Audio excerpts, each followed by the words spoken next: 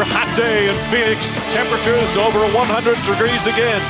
No place better to get out of the heat than America West Arena.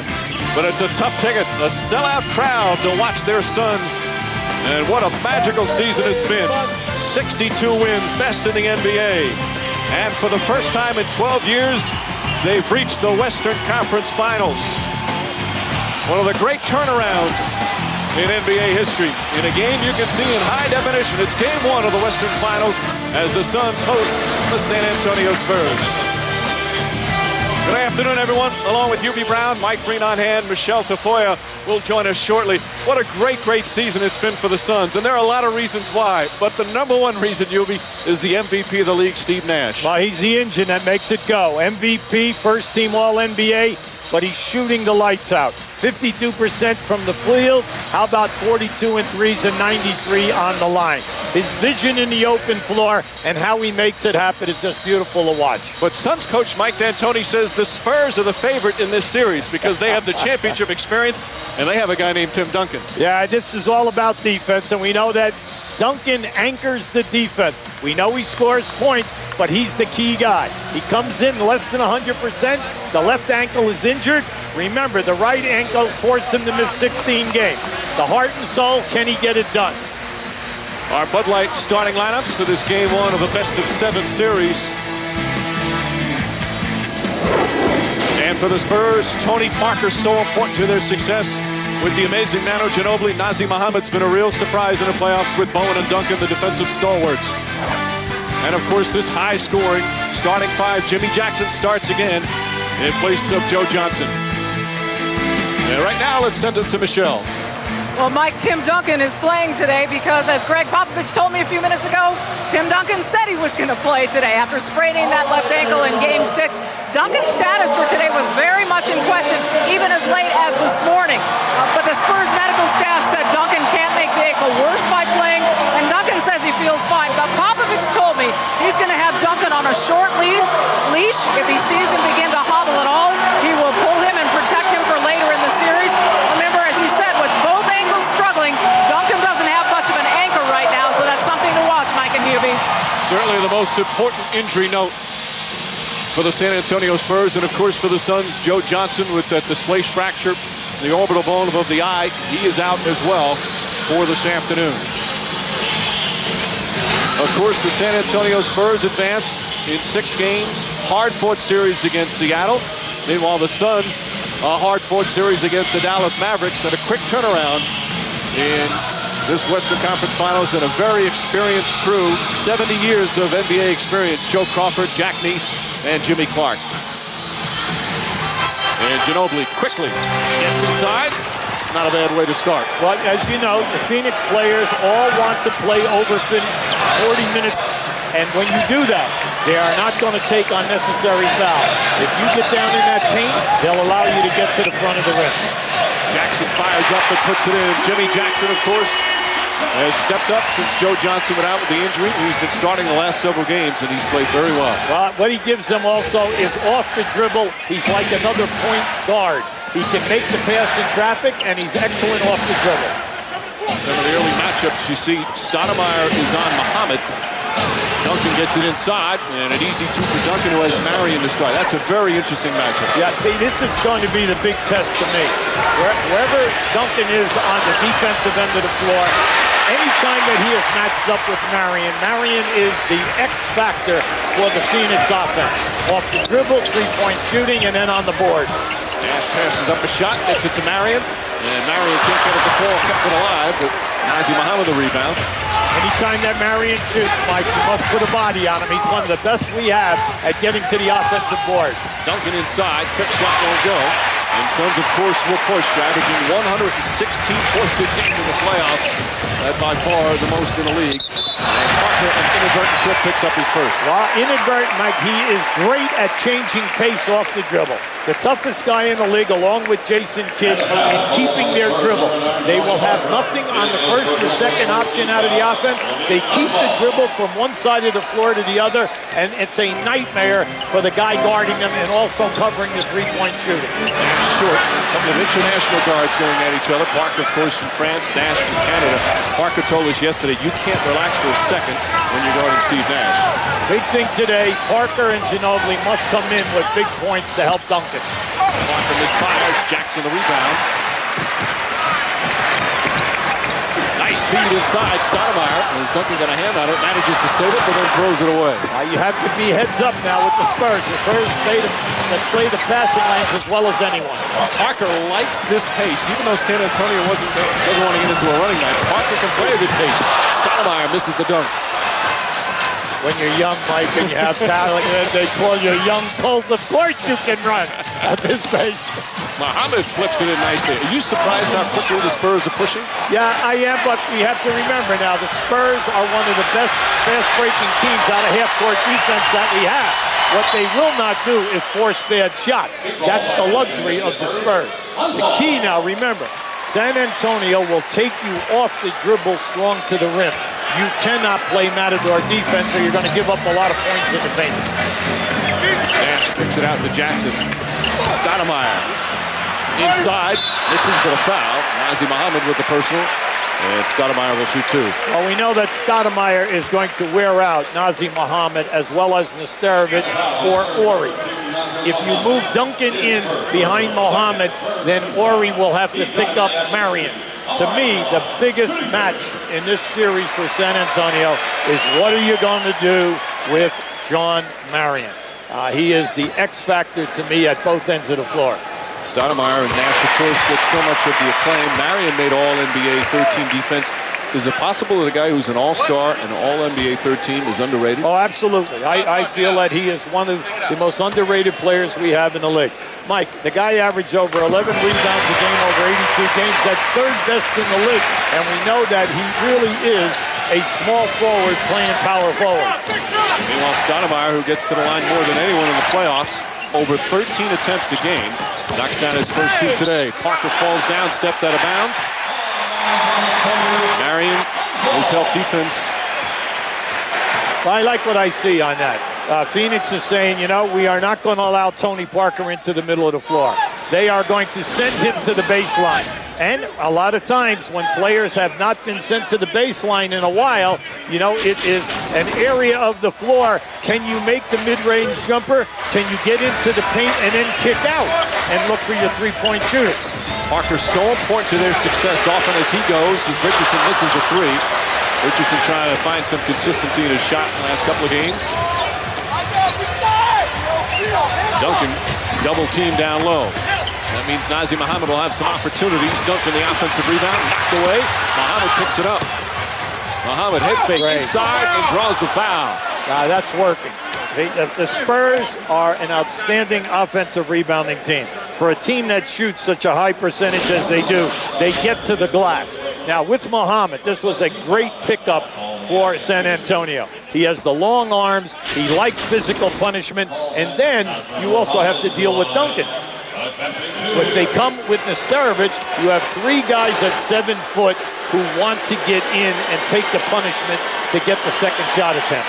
Muhammad was acquired in February from the New York Knicks for one of the most popular players in Spurs history, Malik Rose, but he's fit in beautifully. In fact, Rasho Nesterovic, who was hurt, was the starter, but Muhammad played so well when Nesterovic went out with the injury. Nesterovic is healthy again.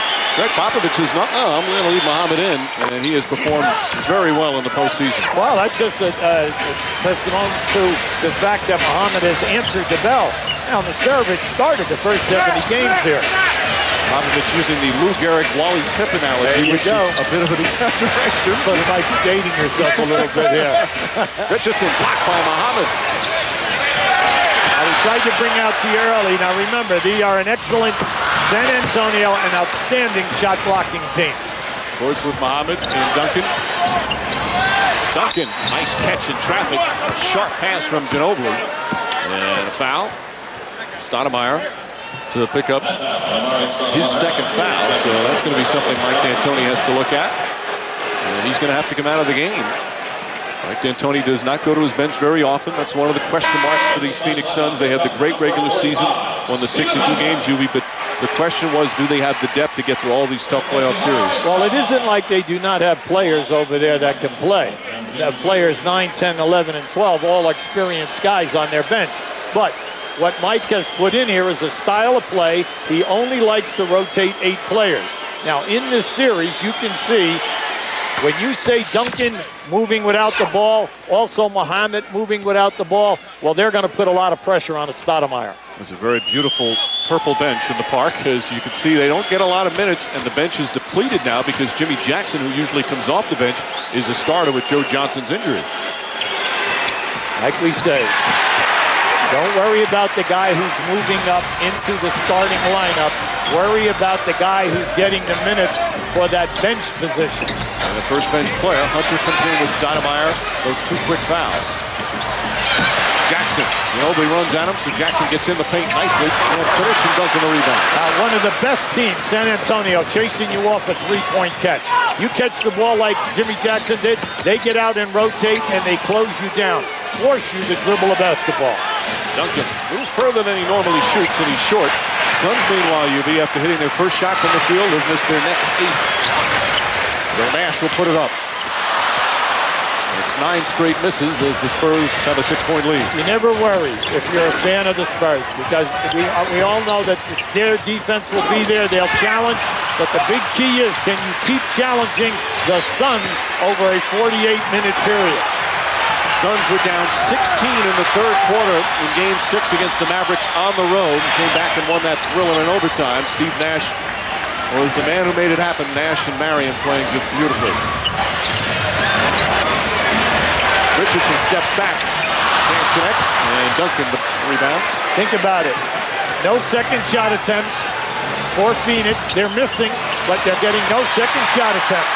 That is big. Second turnover for San Antonio. Richardson running the floor, and there's the fast break opportunity. Well, that's what we said at the top. San Antonio's transition defense will be tested for the full 48 minutes. We know that Nash will be totally unselfish on the break. That's why you'll always see the white shirts running hard to fill a lane. Duncan posting up Marion. Great. And again, Muhammad's going to have a lot of opportunities. Well, anytime that you double Duncan, he's so unselfish, he will never force up a bad shot. He will always take the double team and look for the cutter going to the front of the rim. Nazi Muhammad, just get to the front of the rim, son, and you will have a field day here. Muhammad put up some very good numbers in the Seattle series. Nash drops it in. Nash shooting an incredible percentage for a guard with his first field goal. And a timeout call by the San Antonio Spurs. As we approach the midway point of the first, the Spurs defense has been the story early.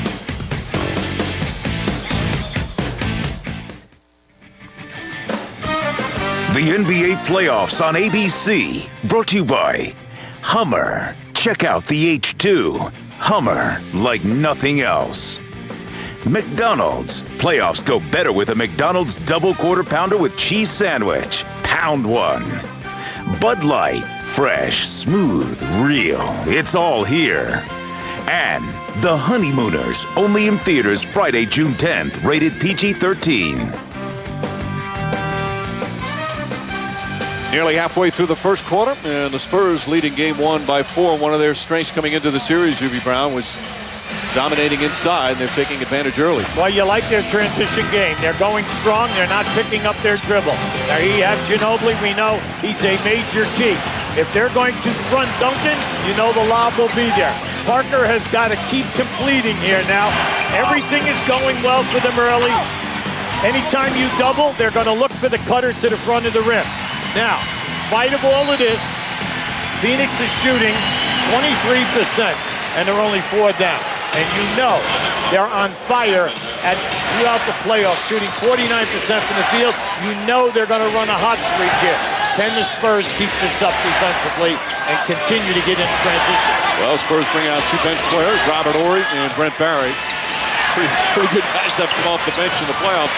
Ball knocked loose as Marion with a rebound. Now that's a second long field goal by Duncan, and both shots, his weight was going backward, and he left them right on the front of the rim short. He's got to get up and shoot through. Now remember, we told you now, the right ankle that he sprained 3 times, missed 16 games. We know that it's tough, getting balance there. Now with the left ankle, it's going to be interesting to see as he plays through this. Will he have the jumping ability. Can he spring out? Jackson for three. Oh, they say a two. His foot just on the line. Jimmy Jackson with his second field goal, and it's a 2-point game. You mentioned Duncan missed those 16 games. The Spurs would have had a chance perhaps to vie for the best record Absolutely. in the NBA, but without Duncan it was hard to. And Nate, may be the difference in this series is Parker comes up short that time. Power holding the rebound as he bumped into Marion. I sure did. Are you going to tell me accidental? Well placed. Well placed, Mike. You mentioned the home court as Nash misfires and a loose ball foul, and it's going to go against San Antonio because the Spurs, they're a good road team, 21-20, but they weren't a great road team this year. Well, you love the best road team, Phoenix Suns. When you say 31-10 at home, 31-10 on the road, that is just a knockout stat in your favor. What I like going so far now, San Antonio, their first group, yeah, they held you to one shot. But now when you go to the bench with Ori, you're smaller right now. Can you continue to keep Phoenix off the offensive board? Nash with the hook shot. We saw that earlier in the playoffs. Doesn't go that time. That last foul, by the way, was on Duncan, and that's his first. Nash 1 for 5 to start. He's just shocked when everything doesn't go in the way he's been shooting. Oh, you're absolutely right. Nash putting up an incredible numbers. San Antonio will take their time in their half-court sets. Barry off the mark. Duncan trying to get it, but Nash just out hustles. Knocks it inside to Hunter. And if they can get some minutes from Hunter with Stoudemire on the bench, what a plus that is. Yeah, this is a test right now. Duncan is matched up with that young thoroughbred Hunter at 7 foot, and he is running hard. Can Duncan change him, and especially as we move through this first half? Bowen spots up for three. Neither team shooting well. Yeah, when you miss those long threes, this is where you're igniting the fast break for the Suns. Nash, his second field goal, and the Suns have their first lead of the game. Yeah, see, Popovich, you've got to be concerned. Nash is getting inside of 17 and 18 feet at will. All of his shots are easy, wide open shots. Bowen, that's his favorite spot. Not that time. Got to knock him down. And Richardson, the rebound. Spurs 0 for 5 from three-point range. And it's now the Spurs who are shooting 29% from the field. Nice feed inside. Hunter. Marion, the offensive board. Nash inside. And you got to run right back at him here. You have a 3-on-2. Barry inside. Oh, he passed off. There was a layup. Foul as Ori goes to the basket. Steve Nash very upset. He thought that Duncan pushed him down the other end. That would have been his second foul. Now, just keep an eye at the Phoenix end. There's your lob, and this is Hunter out racing Duncan to the opposite end of the floor. Now, on this last fast break, you know, let's face it, Brent Barry has got to be a little unselfish. All right, he's got to take it to the hole. Now, right here, this is Nash. He's been playing by himself inside that foul line area. Count on all my fingers, all the dates you had to swing. Phoenix on an 8-0 run to take a 2-point lead. A reminder tonight, Grey's Anatomy is a shocking revelation in the last 5 minutes. You don't want to miss the heart-stopping season finale of Grey's Anatomy tonight at 10, 9 Central, only on ABC. You know, UB all season long, people said, yes, the Suns are great in the regular season, but you can't win that way, that style in the playoffs. But look at those numbers. Well, right here, how about the +6? And then also the shooting percentage. The field goal at three-point shooting at 44% is staggering. They have 5 guys who are averaging over 40%. Fast break points are up because it's natural. Why? Because Nash is having such an incredible playoff after round 1 and round 2. And you can see already in this game, even though the Suns are shooting 30%, he is pushing and pushing, and the game is being played foul line down. I like it if I'm coaching Phoenix. Right now, I'm a little concerned with San Antonio. The ball's not going in the basket. Ginobili can't get that to go in the basket, but Nazr Mohammed keeps it alive. Nazr Mohammed, a big offensive rebound. Beno Udrich has come in for San Antonio, and Leandro Barbosa comes in to give Steve Nash his first rest. Sun starters have been putting up some big minutes. Marion comes up short. Here comes Ginobili. That was only Marion's second shot attempt. They do not run any plays for Marion. He gets everything in transition and then off when the plays break down. Udrich, the rookie, to Ori. The playoff veteran, that's for sure. Ori gets inside and gets the roll. Now that was pretty. He extended on that jump hook. Marion was right up on top. Marion at his side is an excellent jumper, quick jumper with the long arm. Jackson, nice little floater. Jackson, a big plus. Starting the game again. He's got 6. Well, listen, let's face it, that was one of the greatest acquisitions for this franchise, picking up Jimmy Jackson. And why? Because during his career, he averaged over 15 points a game. He's been in a lot of playoffs, so you have a veteran stepping in for the injured Joe Johnson. Shot clock down to 7. Ginobili draws the foul and 1. Manu Ginobili, who's just second to Stoudemire in free throws in these postseasons, will take his first this afternoon. Once again, a second shot attempt, and it's down inside. Now, anytime that the Spurs are taking the dribble below the dotted line in the paint, they're getting to the rim and they're getting the easy score. Now, if I'm Phoenix, I know I'm getting hurt early on second shot attempts, so we have to clean this up. You saw those numbers for Ginobili. You'd be not only scoring over 21 a game, but the high shooting percentage. He's an excellent rebounder, and he's made some beautiful passes as well, averaging over 4 assists a game. Well, listen, he's 6'5". He plays with his heart, and he's a great teammate. You love him because he's relentless for the entire time that he's on the court. Barry trying to guard Jackson, and Jackson can't get it. Ori. And a loose ball foul. And it's going to go against Phoenix. Yeah, I like the strategy here. Phoenix is saying, no way will Brent Barry stay with Jimmy Jackson out on the perimeter. Jimmy Jackson, a strong dribbler, taking it to the hole. Let's check in with Michelle Tafoya. Well, guys, Sean Marion, that injured wrist before the game, he was in the locker room with a heating pad. Look at the size of that thing on the right wrist. I mean, just really babying it. Now, he's not wearing a brace on the wrist in games. He took it off for the first time on Friday. He says he wants to leave it off so he doesn't even think about it, doesn't even think that he's injured. But he did confess, Mike and Hubie, whenever he takes a hit to that wrist, it truly hurts. It was earlier in the postseason. Marion went down on the ground pretty hard to break his fall, injured the wrist. Those numbers again. It's scary, some of the numbers some of these Phoenix Suns put up offensively. Now, when you look at his numbers and realize that he is an afterthought, you know, in set plays, very few go to his position. He gets it all by hustle, by physical effort on the offensive glass, and then taking the ball strong to the basket. You love it. 2010 without being a main focus in your offensive set. Well, after that run by Phoenix, San Antonio comes right back to regain a 5-point lead as we come up on a minute remaining.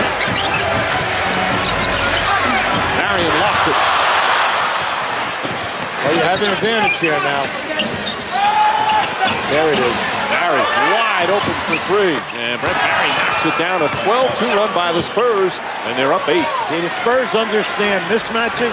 Spurs understand when they have advantages. They will move the ball, and that ball will get to that wide open player. We're loaded with very heady international point guards. That includes Beno Udrich, the impressive rookie from Slovenia. And there's Barbosa, the Brazilian, knocking it down. Now, Barbosa, let's face it, he's a young talent. He's harnessed this game. Steve Nash has a great influence on this young player, and this guy's going to be terrific for the future. Robert Horry from downtown. Robert Horry playing in his 13th year. He's played in the playoffs each season. And, of course, the 5 rings, 2 with Houston. And 3 with the LA Lakers, now with a chance at San Antonio. Now going back, broke in as a small forward at Houston, and then just moved over, can play both sides, small or power forward. Nash, pretty shot over Muhammad. 2 seconds remaining. Ginobili, that'll count if it goes. Oh, Ginobili banks in at half court. The 3-pointer. Manu Ginobili in dramatic fashion, ending the first period. Mike, as he moved past us, he checked that shot clock before he released. That was just beautiful to watch. Now keep an eye on him here. They see he looked up right there, set himself up, and realized he had one more dribble. And just the perfect shot for Ginobili off the glass. And after that strong run by Phoenix, San Antonio comes back on an 18-6 run. The flair of Manu Ginobili, one of the up-and-coming stars in the NBA, the great player from Argentina, gives the Spurs a 10-point lead after one in Game 1. Well, this is it now. Everybody get down. This is all I can take. This is how a heart breaks. You take a hit now. You feel it break down. Make you stay wide awake. This is how a heart breaks. Second quarter is set to begin. Game 2 in Phoenix. Manu Ginobili of the San Antonio Spurs becoming one of the most exciting players in the NBA. It's his third year in the league. What a year he's had. He made his first All-Star team. He won a gold medal, of course, for Argentina in the Olympics. He got married. He got a $52 million contract. And look at the numbers as his NBA improvement continues, Yubi. I would say he's hitting a lot of grand slams when you lay it out like that. And like we tell you, he's what you love in basketball players when the game is played right. He plays with his heart. He's always high intense. He's going to challenge you off the dribble, and he'll take the contact in the paint to score. Asked Nate McMillan during the Seattle series who he reminds him of. He said a little bit of Sarunas Marciulionis, the lefty corner. Yes, indeed. From Lithuania. Played on the Soviet Union, great teams, and then played with Golden State and a number of other teams in the NBA. Nash puts that in.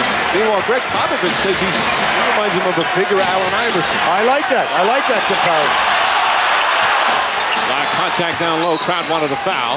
And as Ginobili drove to the hoop, a little bit of a bump. Barbosa picks up his first as we go to Michelle. During the last timeout, Mike D'Antoni telling his team, look, we're not playing our game. Don't play into their hands. Every time we run, we get something great. Keep moving the ball and we'll be fine. And then Steve Nash showing leadership, he said to everyone, we can't give away possessions on effort. And you know what that means, Mike and Hubie. Well, there's never been a problem for this team. As Nash gets inside, Stoudemire back in, picked up the 2 quick fouls. And Hunter keeps it alive. Hunter and Stoudemire playing together. Stoudemire with the bucket, his first field goal. The Spurs are coming to life on the offensive board, getting second shot attempts. Stoudemire only played, as Duncan turns it over, he only played 4 minutes in that first quarter. Mike D'Antonio and the coaching staff from Phoenix, they have to be a little bit concerned here. Your starting front line, Richardson, Marion, and Stoudemire are 1 for 9. You got to get them going, and it must be a definite effort to get them the ball. Nash's pass deflected. I think it was Muhammad who got a piece of it. And good transition defense that time by the Suns. Udrich misfires Duncan the offensive board. Barry for 3.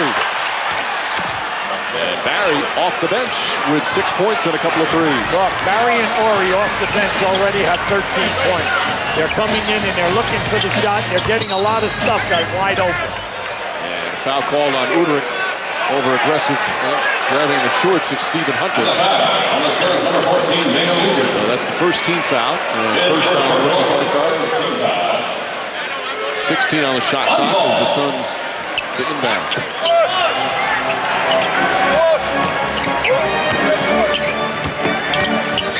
Nash lost it. You know, there was a time where the one position that you would not see in the NBA from an international player was point guard.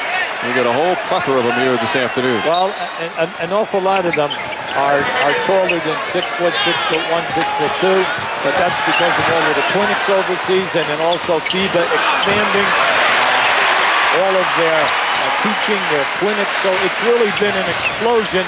And then also the players, they're getting a better athlete now playing the game. Udrich with a nice steal off the pass from Nash. Well, they were late. Udrich was wide open in the left corner. Barry. Oh, great pass. Muhammad shot blocked by Hunter. But Muhammad with the second effort. You cannot fall asleep on the dribblers here, because every one of the penetrating dribblers for the Suns, they understand that the San Antonio guys will make that extra pass. Barbosa for 3.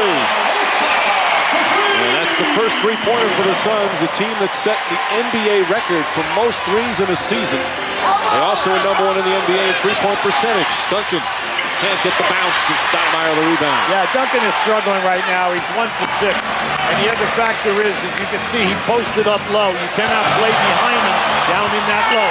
Barbosa blocked by Muhammad. Everybody wanted a foul. It's rooting for the Suns. Woodrick stripped by Nash.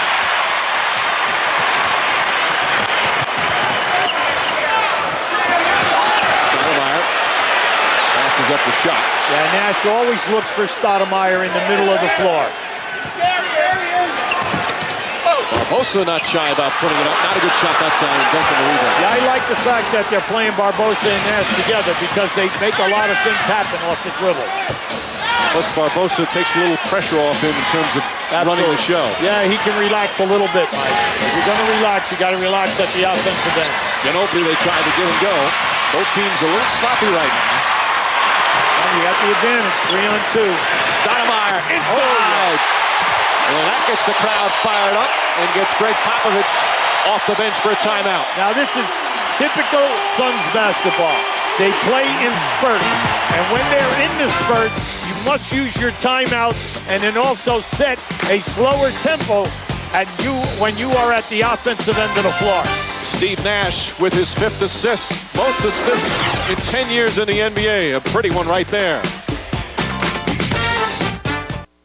I have to say it felt great to win the award. You know, but it's not really my personality or the way I'm wired to really, you know, go to bed with the trophy and you know, think about that all day long. You know, I still wake up the next morning feeling like an underdog. That's just been what I've been my whole life. So I wake up as an underdog and I just go out trying to prove myself every day. The MVP of the NBA, and Yubi, what's one of the most impressive things? He deflects praise as well as he distributes the basketball. One of the most modest stars that you see in all of pro sports. Absolutely, Mike. And when you think about it, that he did not take up the game until he was 13 years of age. He was a soccer player, rugby, lacrosse, hockey, always a playmaker. And yes, the vision is there, but he's always been a playmaker no matter what the sport. Brent Barry can't connect. Rebound, Tim Duncan. Horry checks his feet for 3. See, Hunter is on Duncan. Stoudemire guarding Horry. Duncan, tough shot. And Stoudemire the rebound. San Antonio, they're never in a hurry. They're always going to get the shot that they feel they want at that time. They're not going to rush. You would have to say that the pace right now is suited perfectly for the Spurs. Absolutely. Stoudemire. Well, he's been quiet, but naturally he was quiet. He only played 4 minutes in that first quarter due to the foul trouble. 7 straight points now for Phoenix. Bowen right back down to Duncan. And Duncan able to put it in. Duncan is getting great looks at the basket, Mike. All high percentage shots. Just had to take his time, and let's hope that the leg, you know, will get stronger as the game moves on. Both teams now shooting 41% from the field. Stoudemire, shot won't go for the foul. Robert Horry hit him. And Stoudemire right back to the line where he spent a lot of time in his postseason. Number 5, Robert Horry. Horry picks up his first. Second team foul. He got it like he's shooting. Almari Minutes down for Stoudemire because he picked up the 2 quick fouls. Our NBA calendar, Monday on TNT, 7:30 Eastern, game 1 of the Eastern Conference Finals from Miami. It's the Heat and the Pistons. And Tuesday, right back here on ESPN, game 2 of the Western Conference Finals. You must continue to go at Stoudemire. In the 3 games during the regular season, Stoudemire averaged 39 points against San Antonio. So you know right now, he already has 2, so you cannot let him stay out here and get major minutes in this quarter without challenging him. Barry kicks it out. Horry left open. And goes over the backboard. It's going to be some ball. First with Stoudemire, the big question for him, Mike D'Antoni said, I want you to play the center position. And had to convince him, said, you have to trust me. And Stoudemire, in many ways, a power forward. Sean Marion playing the power forward. He could play a 3. Yeah, that's been a big part of their success. Absolutely. And they do such a great job of it. But we all know that you get banged up, and you have to accept that. And what I like about his game, since he's come into the league, he has opened up now and become an excellent high-percentage shooter from 15 to 18 feet. It's what he worked on all summer to become a better player. And he had a spectacular season dunking off the glass. That's his favorite move. Anytime on that side of the floor, if you do not get up on top of him and force him to dribble, he will bank it in. 5-point lead for the Spurs. Barbosa threw it behind, but Jimmy Jackson right there. And Jackson launches the three. Jackson, who started the season in Houston, was traded to New Orleans. Didn't want to play there, so he didn't report and was suspended, but eventually traded for some young players, and what a big boost he has given the Suns.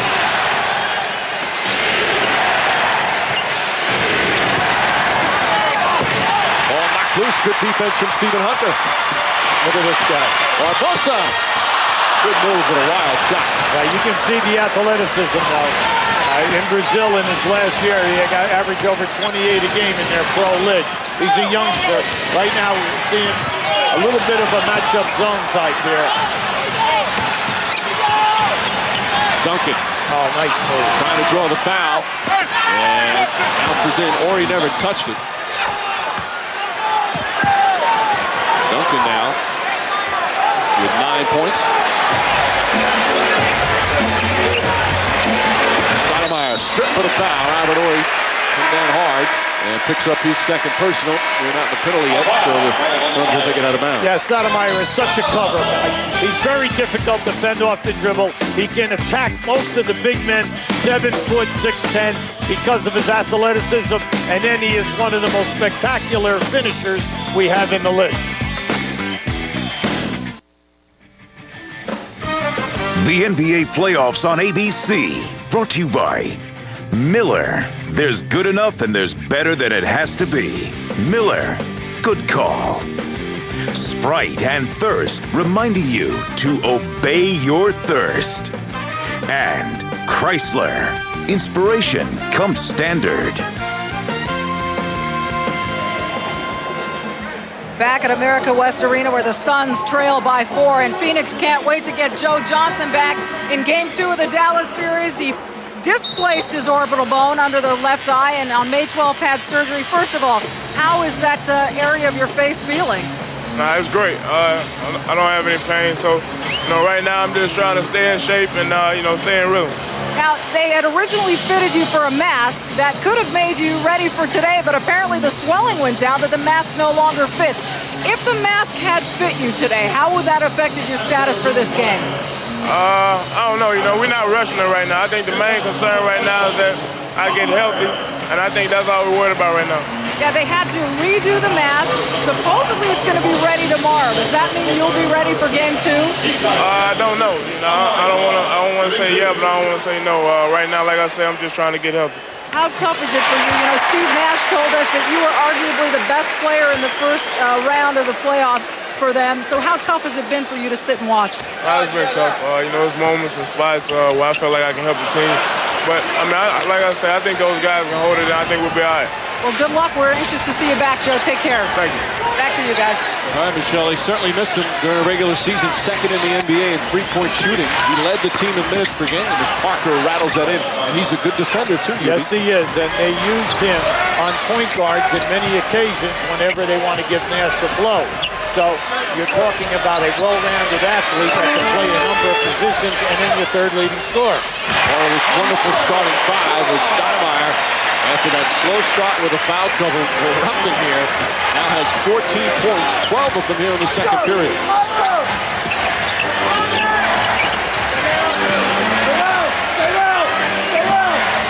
Ori looking for Muhammad, instead throws up a jumper. On that matchup, Ori has got to either post up or go all the way in the one-on-one set in order to challenge Stoudemire. Ori went for the steal, but Stoudemire couldn't finish. Hunter right there, and he's fouled. And Stephen Hunter giving Mike D'Antoni some good minutes off the bench. Now listen, their front line right now, you're talking about jumping jacks. When you say Marion at small forward and then Hunter and Stoudemire in there, you have some guys who can really hop. They're not only quick, they're long, and then also they can finish. And I like the development of Hunter. He's really found a home here. He's grown up an awful lot. Maturity, came out 19 years of age out of DePaul University and played in Orlando. But right here, he has an excellent opportunity to grow because he fits in perfectly in the rotation of Mike D'Antoni. He was actually traded in the offseason, Orlando to Cleveland, but he was waived by the Cavs, signed as a free agent here in Phoenix, and had career numbers for him, albeit modest numbers, but finally showing some nice improvement this year. Absolutely. No, he's always had a lot of talent. It comes down to, knowing your job, feeling comfortable, finding the right niche. Ginobili. And a foul. Steve Nash, who doesn't argue a lot, will be called for that personal. That'll be his first, and Ginobili will go to the line. Anytime that you have a mismatch at playoff time, let's face it, it's so key. Well, no way can Nash continue to pick up Ginobili in any time of a matchup. When that happens, Ginobili's smart enough to challenge Nash off the dribble and get into a comfort area where he can shoot a high percentage. Ginobili, it seemed like the foul came actually before the shot, not on the actual attempt, because he misses the first. One reminder, tune in to catch the best in women's basketball. Diana Taurasi and the Phoenix Mercury take on the defending Eastern Conference champs Connecticut Sun. That's next Saturday on ABC at 4 p.m. Eastern. Ginobili 1 of 2. 3-point Spurs lead, just under 4 to play here in the second. Right now, with Jimmy Jackson and Richardson back in the game, they're right to their starting lineup. Sean Marion gets inside. Shot won't go. Stoudemire continues his second quarter dominance. Like we said early, San Antonio held them to one shot attempt. Right now, you got to pay attention. As this game moves along, they get stronger, tougher, quicker. They're relentless, the Suns. And the Suns getting their first standing ovation of the afternoon. Bruce Bowen off the dribble. Oh, nice shot from Bowen. We've seen him improve his dribbling. Ball knocked out of bounds. Still Phoenix ball. You always have to emphasize where you got an advantage. You got an advantage off the dribble here. San Antonio must continue to take advantage of that time and time again because they will allow you to get to the glass. Richardson. The Spurs played that first to pick and roll beautifully, then Ori wouldn't let him get off the 3. Under 3 minutes remaining in the first half. This game won, of course, best of 7. Ginobili pumped.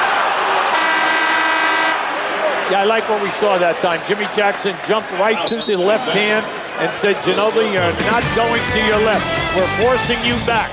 Jackson, his first foul, third team foul. Here in game 1, Spurs still with a slight lead. A lead as large as 11 for San Antonio is 3. A couple minutes from halftime. The Verizon Wireless halftime report from our studio Times Square in New York with Bill Walton, Snapper Jones, and our special guest, Hall of Famer, top 50 all-time player, Dr. J. What are you watching so far? Well, we're watching a pretty good basketball game, but it seems like it took a while for the big men to get untracked here. Tim Duncan, because of missing point-blank shots, and Amari Stoudemire because of the foul trouble. But they came on strong in the second quarter. You can't hold the big men down forever if they're getting their looks and they're getting their minutes. But the big men are getting their shots, but it's the pace of the game. And Phoenix is beginning to pick up the pace of the game, and that makes the whole difference in this game. Amari Stoudemire needs a lot more shots, and Tony Parker and Sean Marion are no-shows to this point. That is a major concern for those respective teams. More from these guys at the half, a Shaq health update, and Chris Rock, all unrelated. Back to Mike and Jimmy.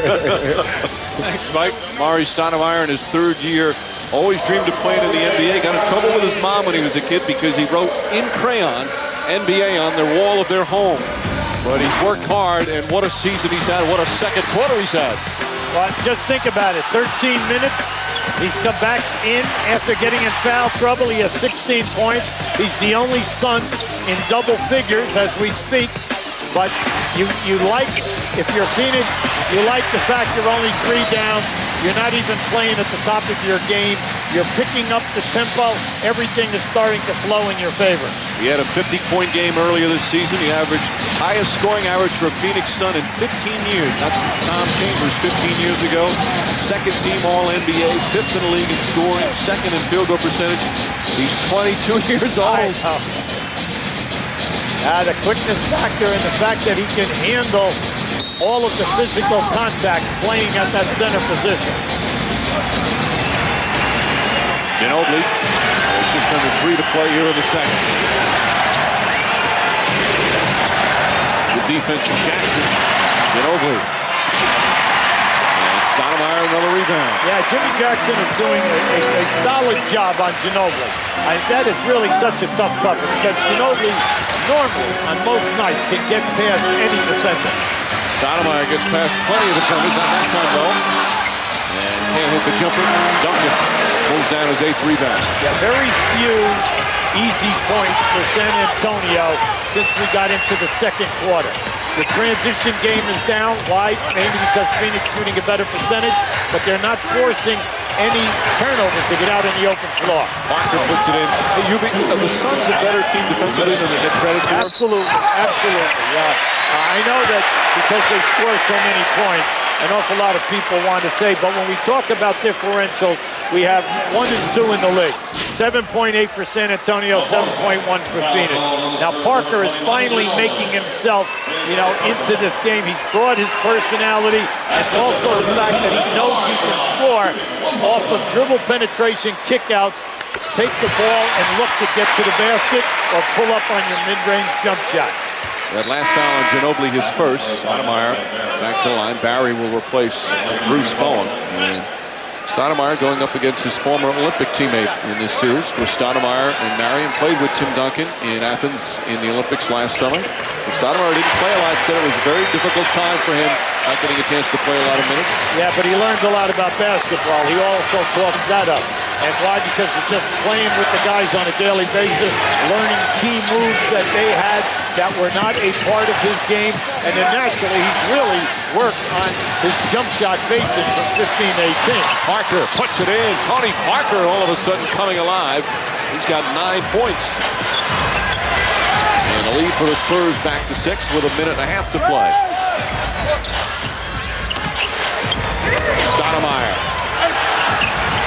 Again, just powers his way in. Stoudemire, 18 points in the second quarter. Anytime that you play against a team 3 times during the season, you average 39 points a game. I mean, you're coming in here in this series, you're saying, I don't care who guards me. I know I can score against this team. And he shot 73% against them in the first 3 games.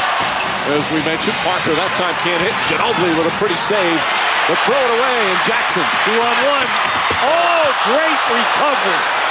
Great recovery in the transition defense by Parker. And Parker comes down the other end. Beautiful play from Parker. First with the hustle, and then the floater. Yeah, Mike D'Antoni frustrated. But we always said at the top of the show, one of the best defensive teams that we have in transition in this league, San Antonio. They do not give up. They run you down. You have a 2-on-1, 3-on-2. That extra guy is going to fight to get back down, and that's what Parker just did. Greg Popovich asked him what's the #1 key transition defense. What's the #2 key transition defense? There you go. Duncan with his 9th rebound. So often the Spurs go as Parker plays, and he's playing so well right now. Shot blocked by Marion, but a foul. Mike D'Antoni very upset as Duncan will shoot 2 free throws. See, you can see Mike, he's really all upset. He thought that they had potentially a shot block, if not good defensive pressure on Duncan. See, Marion feels that he can play him, and we also know, well, right there, he got him first, and then he got him a second time on the elbow.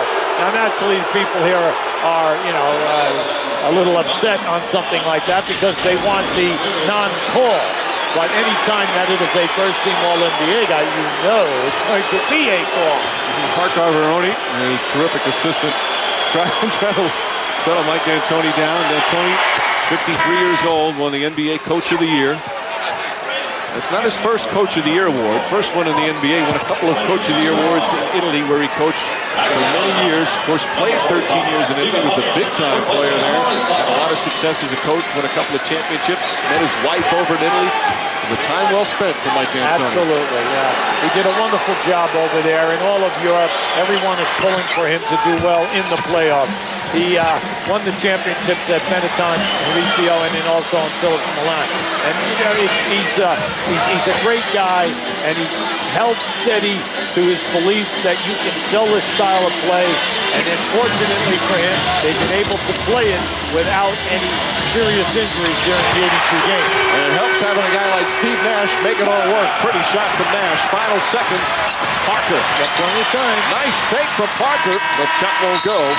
And that will end the second quarter. The second quarter where Parker started coming alive.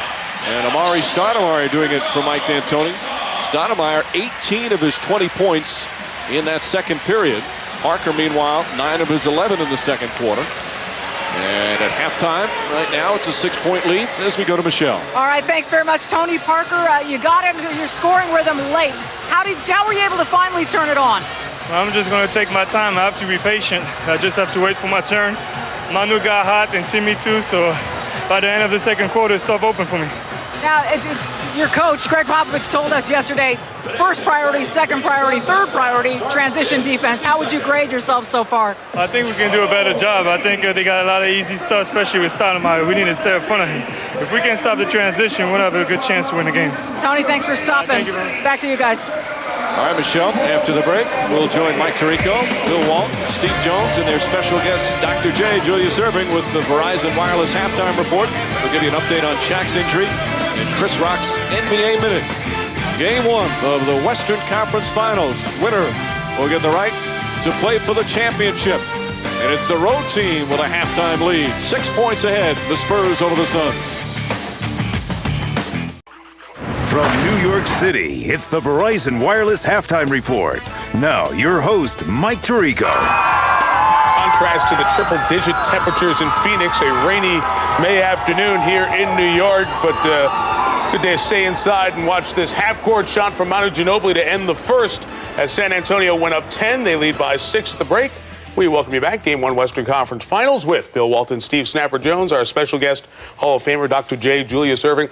That first quarter, Phoenix limited to 20 points. That hadn't happened in some 38 quarters in this playoff. So obviously with San Antonio's tempo, what did you see as the second quarter got going, Bill? Phoenix only has 2 players playing well, Steve Nash and Amari Stoudemire. And the defensive discipline of the big people off the ball for the San Antonio Spurs, unlike the Memphis and Dallas series, who just stood around and watched Amari Stoudemire and Steve Nash do whatever they want. This whole unit, 5 guys, whoever it is, and the depth of San Antonio really putting on a strong performance. Doc, does that help them defend the screen and roll better? Because that's what destroyed Dallas every game.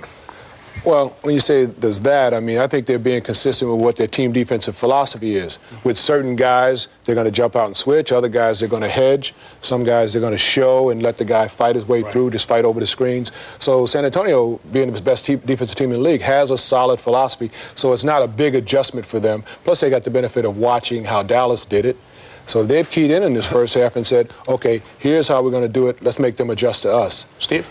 All right, Doc. The one thing that's important here is that Amari Stoudemire has gotten into this game. Second quarter, he woke up, and he is playing with a little bit of fire and a little bit of vengeance. And if he can continue to attack like that, it's going to be tough for Duncan and company. Amari's got 20 at the break, and as long as he doesn't give himself in foul trouble, they will get back in this game. They haven't played the way that Mike D'Antoni would like him to play. He'd like more pace. He'd like more speed, and we'll find out whether they get it. But as D'Antoni said, this is a different opponent, San Antonio. Sure, and this is a world-class team here. Yeah, Amari Stoudemire got in that early foul trouble. Was 0 of 2 in the first half, 7 of 10 in the second quarter, so he got going. So we have a 6-point game here at halftime. Of course, this is game 1 of the Western Final. It's just the third time in about 22 years that we've had the top 2 seeds on each side get to the conference final. The East tips off tomorrow with Miami taking on Detroit. Shaquille O'Neal, who hadn't really practiced fully in 2 weeks, did practice yesterday, was limited today, participating in shooting drills, rode a stationary bike, but did not go through the full teamwork today. We'll just have to, wake up tomorrow and, see what I can do, and, hopefully it's, ready for me to go out and, perform up to my potential. That's what Shaq wants y'all to think, that he's hurting, man. Shaq gonna be ready, man. Shaq gonna be ready to play, man. Don't y'all keep feeding into that. I'm telling you now. Nothing wrong with Shaq. Comments of Ben Wallace yesterday. Pistons worked out this morning in Auburn Hills and traveled down. Rip Hamilton didn't practice yesterday. He has a calf injury, but we saw him play through it against Indiana in the closeout game. No one in the NBA today has stage presence like Shaquille O'Neal. Dr. J had that. And you look at Shaq's face right now. He doesn't feel it. He doesn't have that sense of this is his world and I'm coming out to stomp everybody. Yes, fortunately, they don't play back-to-back games in the playoffs, so you can't judge anything by him missing a back-to-back practice. I mean, right now it's the games are the focus. The practices are a necessary evil, but the strategic sessions and the film reviews and the game plan and the execution of stuff is going to be the key, not what is or what's not happening at practice. I am a fan of Ben Wallace. He said he's going to play. He is going to be there. The big man just pulling everybody's leg. He will start that game tomorrow.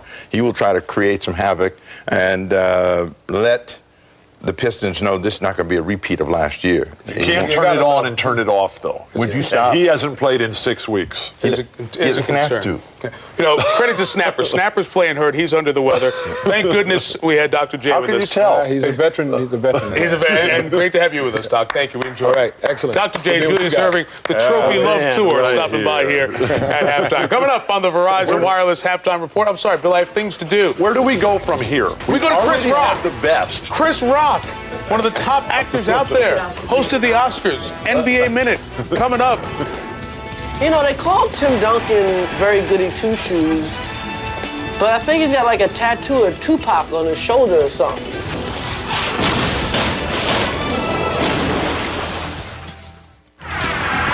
This halftime report presented by Verizon Wireless. We never stop working for you. Can you hear me now? Good. A reminder, games 2 and 3 of this series will be on ESPN on Tuesday and Saturday. Game 4 back here on ABC Memorial Day night. So after your great holiday weekend, join us 8 Eastern for Game 4 from San Antonio. Well, coming up Friday, theaters nationwide, Chris Rock will be one of the many celebrities in the movie The Longest Yard, a remake of the football classic from back in the 70s. Chris, of course, earlier this year on ABC, hosted the Academy Awards, and an honor that will be the next line on his resume. When you see it, he now hosts the NBA Minute. Here's Chris. Hey, you got a minute for me? It's time for the NBA Minute. The difference between the regular season and the playoffs is during the playoffs, they actually play. During the regular season, I don't know what the hell they're doing.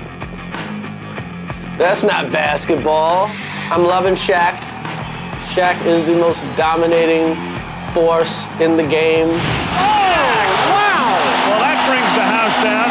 Dwayne Wade is the greatest Shaq backup singer yet. Of all the other great Shaq backup singers, Penny Hardaway and Kobe Bryant, this guy, this new backup singer he's got, might be the best. Again, he flies through the air with the greatest of ease. I know Steve Nash won the MVP, and he deservedly won the MVP, but Dallas won more games this year without Steve Nash. Let's keep this in mind. What happened to Dallas without Steve Nash, and what happened to the Lakers without Shaq? And you tell me who the real MVP is. Is that a minute? Guess that's the NBA Minute. Thank you, Chris. Nash and Stoudemire have combined for 30, 0 for Sean Marion, 2 for Quentin Richardson. What'll happen in half 2? Back to Mike Hubie and Michelle after this. This halftime report presented by Verizon Wireless. We never stop working for you. The second half is next after this message and a word from our ABC stations. Can you hear me now? Good. Now it's time for the McDonald's I'm Lovin' It highlights. People know just what they like to do. Whatever it is, you got it, as long as it pleases you. Make it last as long as you can. And when you're through, it's up to you to try it again. Go on and do it. Do it now. Those were today's McDonald's I'm Lovin' It highlights. halftime of Game 1 of the Western Conference Finals, and it's the San Antonio Spurs leading 55-49 as the Spurs doing a very good job against this high-octane offense. Well, I like what they're doing. They got plenty of balance. Everything is spread out. Just check not only the points across the board, but then also the rebounding, and you just love that. The big upset here, Duncan has already played 19 of the 24 minutes, Mike, and that is a big stat. Steve Nash playing his usual game. His guys, Amari Stoudemire and Sean Marion, on the opposite ends right now. Yeah, well, you know, that will change. Anytime that you know that guys are proven scorers. Now, Stoudemire on fire in spite of getting in foul trouble and only playing 4 minutes in the first quarter. Now, the Marion 0 for 3. That's big because he averages 18 shots a game throughout the playoffs, and he's averaging 22 points. So you know, okay, San Antonio's, clever defensively, but come on, you've got to get this guy into your action. And that'll certainly be a thing to look for to start the third as we go to Michelle. I spoke with Mike D'Antoni at halftime, and he said, we've just got to get our mental energy up. We were on our heels early. We're not playing like this is the most important game of our season, and that's got to change. He said of their 44% shooting, that's got to pick up as well, but we're okay right now. Over time, those shots will drop. He's pretty relaxed, guys. All right, Michelle, you can do sometimes after you play a tough series like both these teams do, and it's a Game 6 or a Game 7. Game 1 of the next series, sometimes it takes a little bit to get going. Well, come on now. They played Friday night, light practice yesterday. You're playing an outstanding team, and you know they're noted for their defense. So you're out of rhythm a little bit in your offensive flow. Plus you have a fatigue factor because they played on the road Friday night at Dallas. Then you traveled. So, there are a lot of factors going into all of this. Everything cannot be perfect in Game 1. And has not been has certainly been the case as Muhammad picks up his third foul. Stoudemire back to the free throw line. He's already taken 9 free throw attempts. He has become a real star in such a short time here in Phoenix. Steve Nash has made sure of that.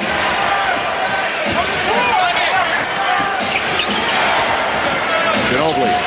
Again, the good balance from the Spurs. Excellent passing. Muhammad can't hit it. Ball tipped, and it's going to be Spurs ball. Now, that was by design. You could see they cut Ginobili off again going to the rim. On the pass that went into Duncan, it was time.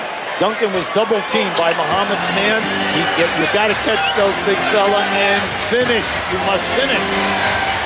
Duncan against Marion. Very intriguing matchups here of this one. Two power forwards with complete different games. Marion played him well. Duncan short. Yeah, Duncan is short, and also he grabbed his leg that time. You notice he did not get any lift on that jump hook. Again, he injured the left ankle in Game 6 against Seattle. The right ankle is the one he had problems with there in the season. As Jackson knocks down a three-pointer. It's only their 6th three-point attempt of the afternoon. Now, we know that they averaged 22 throughout the playoffs, 24 during the regular season. Jimmy Jackson, that is his second 3 in this game. Parker had a big second quarter. Well, you can see, Mike, he's playing with a lot more confidence. In the first quarter, he started out 1 for 5 and was struggling. But now, once he came back off the bench, he feels he's in a rhythm right now. Nash with the left hand, nice soft touch. Parker needs to be aggressive offensively because as terrific a player Nash is, he's not what you would call a great defensive player. No, you're right there. But how about finishing with either left or right in the paint? And that's where Nash is just absolutely terrific. Offensive foul. Just as we talk about Nash's defense, he makes a strong defensive play to draw that charge. 2 on Parker. I like Parker's game, though, right now. He's going right at Nash. He's challenging him. Now, you can see that left elbow went right down, caught Nash on the hip as he moved him out. Nash trying to bump into Parker down the other end and knocks it down. Now Parker said something to Nash. Now, we all know that was both ends, each guy going at one another. An excellent bump by Nash to free himself up and then taking your time to get the shot. Greg Popovich's got to be careful. He's going to get called for a technical. Yep, there it is. Popovich came way out on the court. What he was upset was he felt that Nash did the same thing to Parker that they called the foul on Parker on. Well, at the one end, Parker definitely nailed Nash. Now, there's your push right there. Now, that's what Popovich is all upset about. Now, at the one end, you can take the foul, but you want the same call at the opposite end.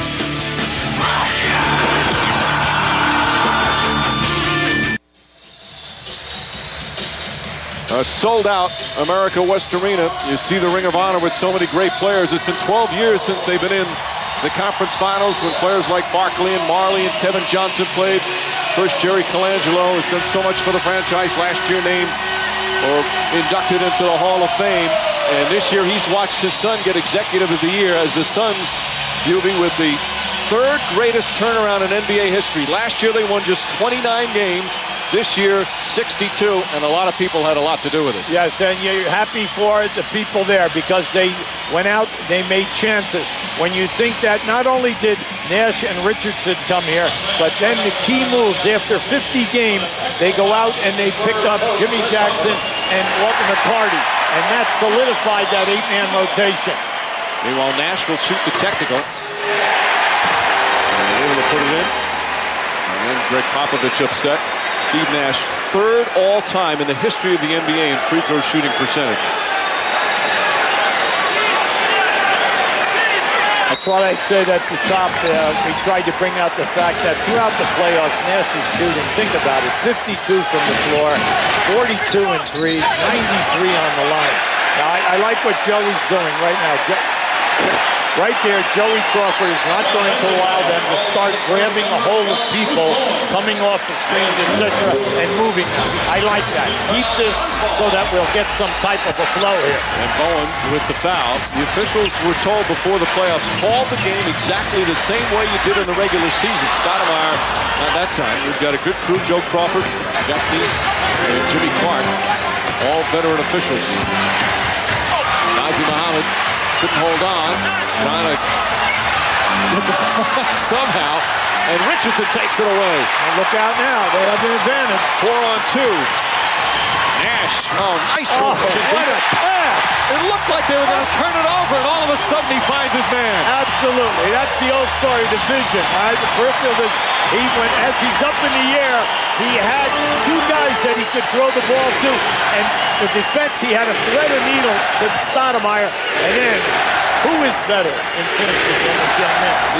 The guy might be as good, Mike, but he's not better. He was an inch away from a travel. Parker, pretty move.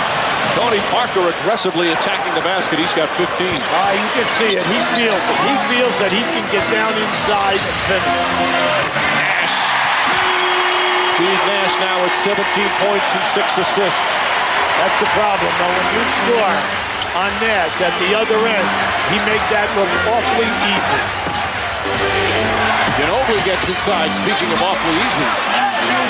And you know that he will continue to challenge from now to the end of this game. Jimmy Jackson for three. I would say the pace has picked up considerably. Absolutely, and this is what you have to watch out for if you're San Antonio. Jimmy Jackson, that was his third three of this game. 3 for 4. And they've outscored the Spurs by 10 to begin this third period. Ginobili for 3. Muhammad keeps it alive. Nice play from Nazi Muhammad.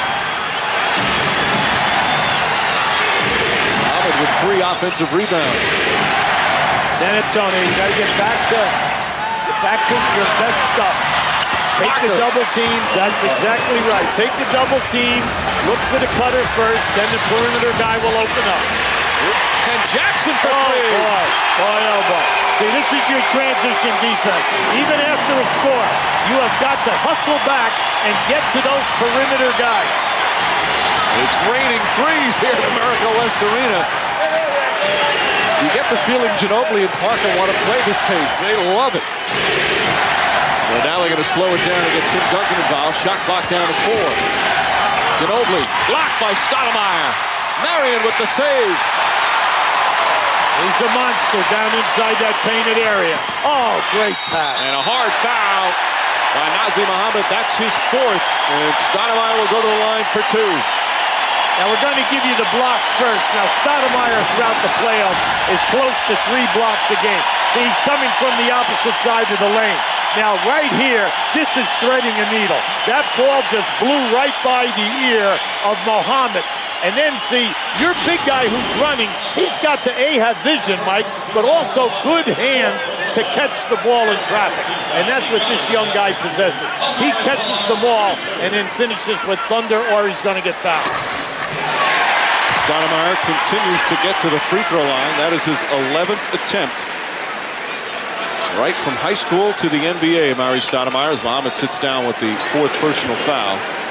Was the NBA Rookie of the Year over Yao Ming. Then last year had a terrific season, and this year just exploded, being a second-team All-NBA player. Mike, put an ending on that. He's averaging 26 a game in the playoffs. He's only averaging 15 shot attempts. That's it. Talk about maximizing your shots. Duncan can't get it to fall. Ball knocked loose, and it'll be a held ball. Well, there's no doubt about it. I know Duncan is logging the minutes. All right, he's only sat out here like 4 to 5 minutes. But the key is he does not have the explosion. He does not have the explosion. Now, he got hit on the way up on that shot. But he still is not quick, because anytime that you have ankles, you're losing your balance. And now that you're injured on both ankles, now which one are you going to use your spin stuff off of? You talk about those numbers for Stoudemire. Pretty impressive when your points per game average is higher than your age. And again, he has still so much room for improvement, and is a kid that wants to work at it and wants to become a better player, Stoudemire. Well, see, everyone takes for granted that he's open. He's open because he reads the defenses and the rotations. He reads them beautifully. Parker, the pretty floater, he's had a few of those. And Tony Parker with 20 points. Stoudemire dribbling off his foot. San Antonio, just take your time. Anytime that there is a dead ball or a score, run your offense, get everything into your rhythm. Chance of defense, which is not a frequent chant here. This Duncan double team takes his time and strong finish. Now, first of all, Marion fronted Duncan, and the double team came from the opposite side once the pass was in the air. Nash, a little shake and bake, won't go. Stoudemire, the rebound, blocked by Duncan. And here come the Spurs pushing the ball. Marion again trying to front Duncan. And a foul on Sean Marion. It is such a tough assignment for him, Ruby. When the ball is on the left side of the floor and Marion fronts like he just did, when Bowen skip passes to the other side of the floor, Duncan is pinning Marion and moving to the rim. That was an easy call, but a smart move by Marion. He had to take the foul. Stephen Hunter comes in. Hunter gave Mike D'Antoni some good minutes. Richardson sits down. He's just 1 of 5 from the field. Yeah, see, this is an excellent defensive move. They're putting Hunter on Duncan now and then moving Marion to the small forward position. Hunter with the size, a 7-footer. It's still not easy to guard Tim Duncan. Shot clock down to 3. Big thing is take a double team. Duncan draws the foul. Hunter doesn't like it, but he bumped him, and Duncan will shoot. But that's okay. The main thing here is that you're forcing him to run the clock. And now just watch. See, Hunter is a shot blocker. You know, he got him. There's no doubt about that. But the big key is force Duncan to make the foul shot. During the season, Duncan was only a 67% foul shooter. Now, I know at playoff time he's shooting 73, but force him to make the foul shots. So far, 3 for 4 this afternoon for Duncan. With just under 5.5 remaining here in the third. Duncan uses a lot of time. It's the first one. Our NBA calendar, the Eastern Conference Finals begin tomorrow night on TNT, 8 Eastern from Miami. It's the Heat and the Detroit Pistons, game 1 of that best of 7. Then Tuesday on ESPN, we'll be here for game 2, 9 Eastern, between the Suns and the Spurs in the Western Conference Finals. Duncan gets on good streaks and shooting confidently from the line, 5 of 6. Right there in the season, 4 out of the 5 starters for San Antonio shoot on the foul line in the 60s. Good defense from Parker. Nash, though, able to get it back. Plenty of time. Stoudemire aggressive to the basket. 27 points for Amari Stoudemire. He's so acrobatic. It looks like that he's totally under control at all times. And at his size, he can elevate and then change position of the shot. Bowen to the rebound. Stoudemire, that's a tough catch. In full sprint, stripped. And Marion comes out. Marion still scoreless. Jackson for three.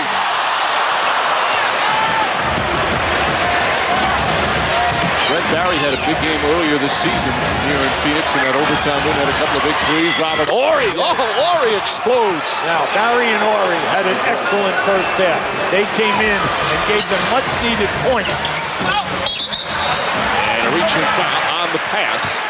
Bruce Bowen with the foul. How about 34-year-old Robert Horry showing some hops, as they say. Well, that's just, no, sure, that was just a good head fake, and Stoudemire committed. And once that happens, you must take him off the dribble. You know that he's not going to try to foul. He's not going to contest you outside. It's different when he's coming from the other side of the lane to help on a block shot. Now, Bruce Bowen has done an excellent job on Marion today. Not just holding him, but holding the shot attempts. Hunter able to get it, and Hunter just flips it up. Stoudemire keeps it alive. You see Nesterovic in. Nesterovic has played sporadic minutes with Muhammad's emergence. And a kick ball, so they'll reset the shot clock from 7 to 14. Well, Nesterovic, another shot blocker. And we said that once you exhaust Muhammad, you're going to take Duncan out of there to give him a blow. Well, now, you know that Nesterovic is one of the keys to your defense. That's why they were so good last year and again this year. He's an excellent shot blocker. He understands their team defense, and he's good on rotation. He had a left ankle problem at the end of the season that's just starting to get back to 100%. Nash, Jackson lost it. Right there to pick it up is Hunter, and Hunter draws the foul. And Stephen Hunter moves over the line with 3:53 remaining here in the third as we send it over to Michelle Tafoya. This late January after a win in Boston, the Suns charter had just landed in Toronto. It's 2 a.m. There's a bus ride that has to follow. And as the team bus is driving down the interstate, one of the players plugs his iPod into a pair of speakers in the bus, and suddenly the entire Suns team is in the back of the bus singing Motown. And the bus driver turns to Mike D'Antoni and says, "I've been doing this for 15 years. I've never heard a bus like this." Mike D'Antoni told us yesterday that that is one of the singular moments of this season that stands out because it represents this team's chemistry and what the makeup of these guys is all about. Well, they all say, Michelle, it's been a special year. It certainly has in this turnaround from last season. Also, this thing called winning has something to do with it. Barry puts it in. There are not a lot of teams that win 30 games that are singing on the bus. That's right. Now, that was just a beautiful move. I like Prince's attitude. He's come in here all throughout this game, and he's looking to score. And they need him to put numbers when they go to their rotations off the bench. Robert Horry with the steal. Horry does so many things. He's more than just that three-point shooter. Barry, meanwhile, for three. And Nash, another rebound. He's got 4 boards. 4 on 2. Ginobili poked it away from behind. Looks like he got hit, though. And Parker, offensive foul. Parker lowered the shoulder. Yep. Now, see, it comes down to your angle. Joey Crawford was right on that as Parker changed direction. Watch, see, as he went in, there it is right there. Excellent call by Joey Crawford. Again, we've said it a lot. You don't have to have your feet set. If you were in defensive position, guarding position, Parker initiated that contact. That's a good call. Sure. 3 fouls on Parker. Naturally, you're coaching San Antonio. You want that ball. It's a road game. Nash. Mike, that move has been open since the first quarter. And it's kind of interesting because San Antonio is such a great defensive team that he's getting the wide open, uncontested jumper. Ginobili. Hard drive won't go. Jackson the rebound. Look out. 4 on 3. Nash kicks it out. Marion still looking for his first points. There they are. That's one of his spots. That's one of the toughest areas in the league to make the shot. halfway between the basket and the sideline. It's no man's land, but Marion shoots a high percentage from that area. A delay of game warning against the Suns for touching the ball after it went through the basket. So each team now with one. Second one is a technical foul. Suns shooting 10 for 16 from the field in the third quarter. Parker. And Jimmy Jackson, the rebound. Jimmy Jackson's having a great game here tonight. He's done some good things defensively, too. Yes, he has. Good ball movement. There's a three. And Stephen Hunter, another rebound, his sixth. Yeah, I tell you, he's been active, Mike. Now, we've been bringing that up, but he's been active on the offensive glass. Richardson, Quentin Richardson from downtown, just his second field goal, and it gives the Suns their largest lead of the game. Timeout, San Antonio. Calling 20 seconds. We told you at halftime that the Suns only kicked up 5 3-point attempts. Now, they made and broke the NBA record this past season by making over 793.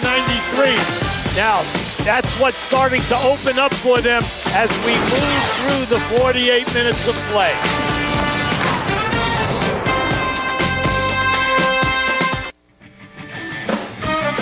The NBA playoffs on ABC, brought to you by Rocky Mountain Cold Coors Light, refreshing hoop fans everywhere.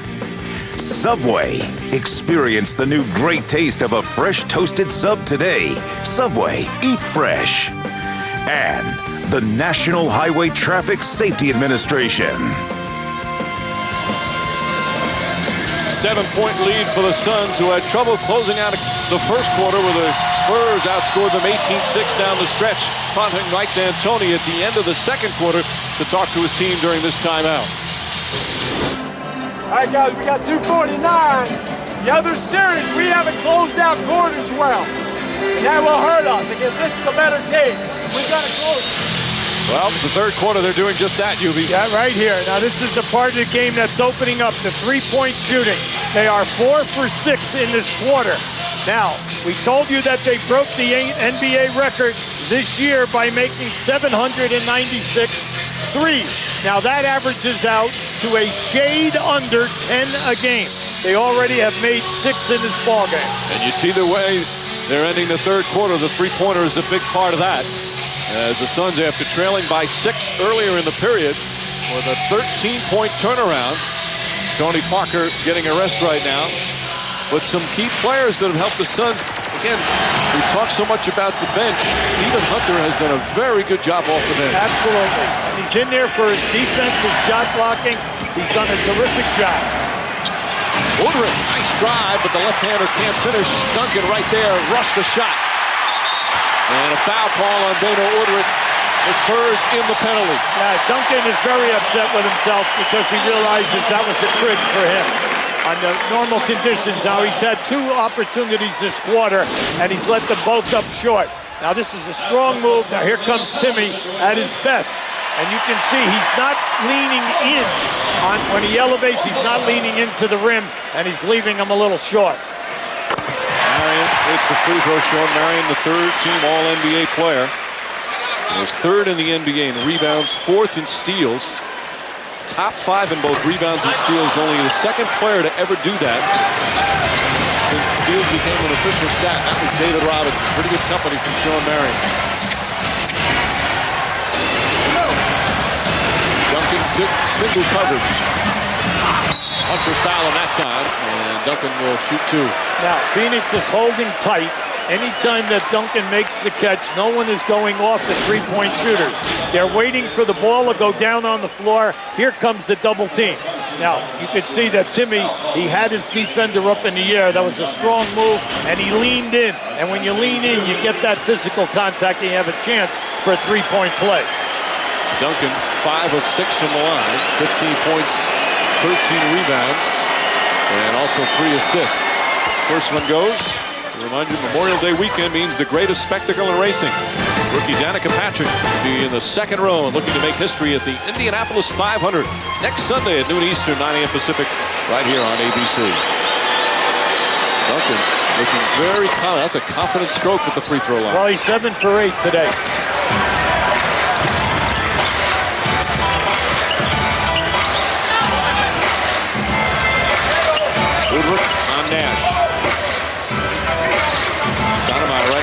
bench. For Phoenix is Richardson. That's not a good shot. Bad angle. That was rushed. Ori was right up on top of it. Ginobili is the guy that's got to get going, Mike. And we know that he's so special. He's averaging up over 20 in the playoffs. And today they've been able to somewhat keep him under control. He's only had 9 shot attempts. Right now, very quiet 11 points. Sean Marion on this picks up his 3rd foul. They're not, well, they are just in a penalty. That's their 5th. Ginobili to the line. Ginobili, who got the nickname from his teammate Brent Barry earlier this season, El Contusion.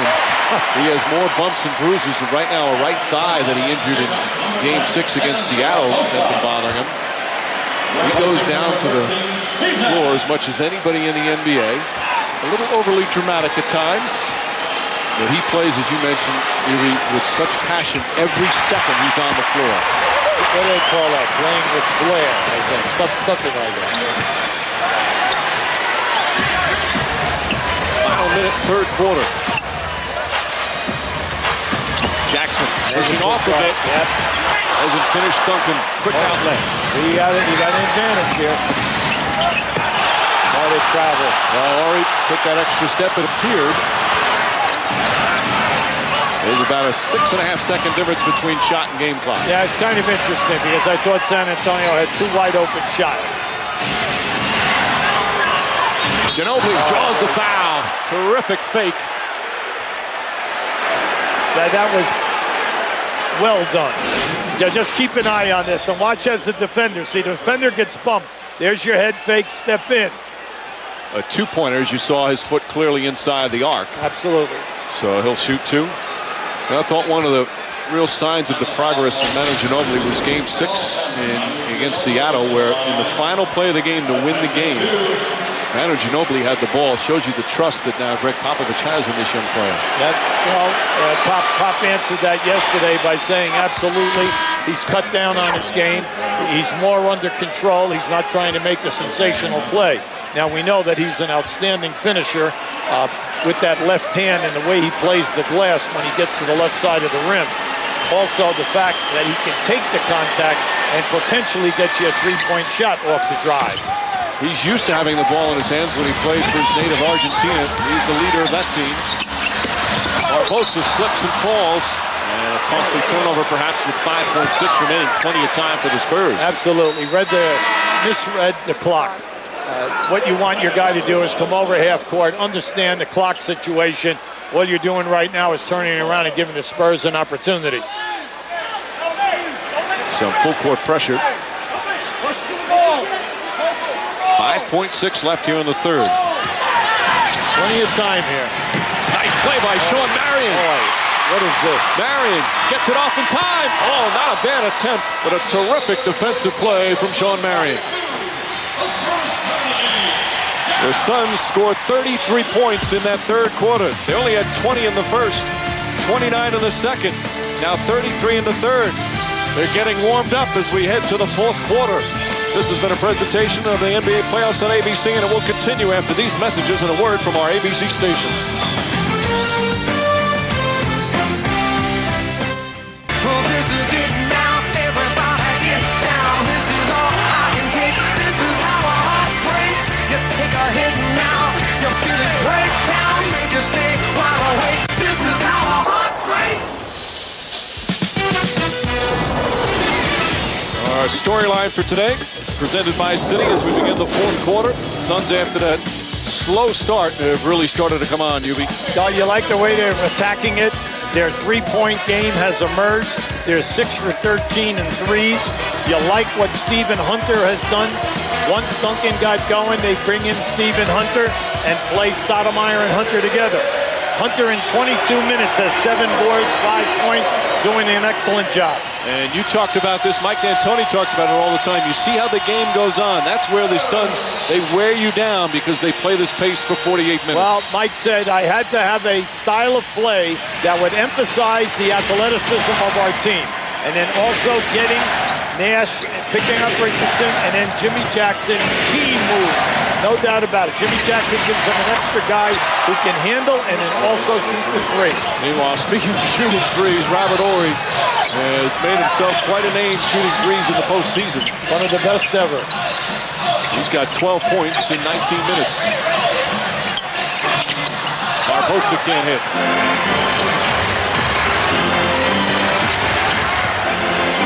Horry, another three. And Barry with the offensive rebound. Duncan against Hunter. Hunter has played him well. Ball knocked loose, picked up by Barry. Oh, nice move from Brett Barry. That's a veteran player realizing shot blocking was coming, bring it underneath the basket and come up on the other side and negate that 7-footer. Cut down his angle to block the shot. It's two bench players in double figures for the Spurs. Jimmy Jackson can't finish. Get it out here. Ginobili, as Duncan runs the floor. Block, but a goaltend.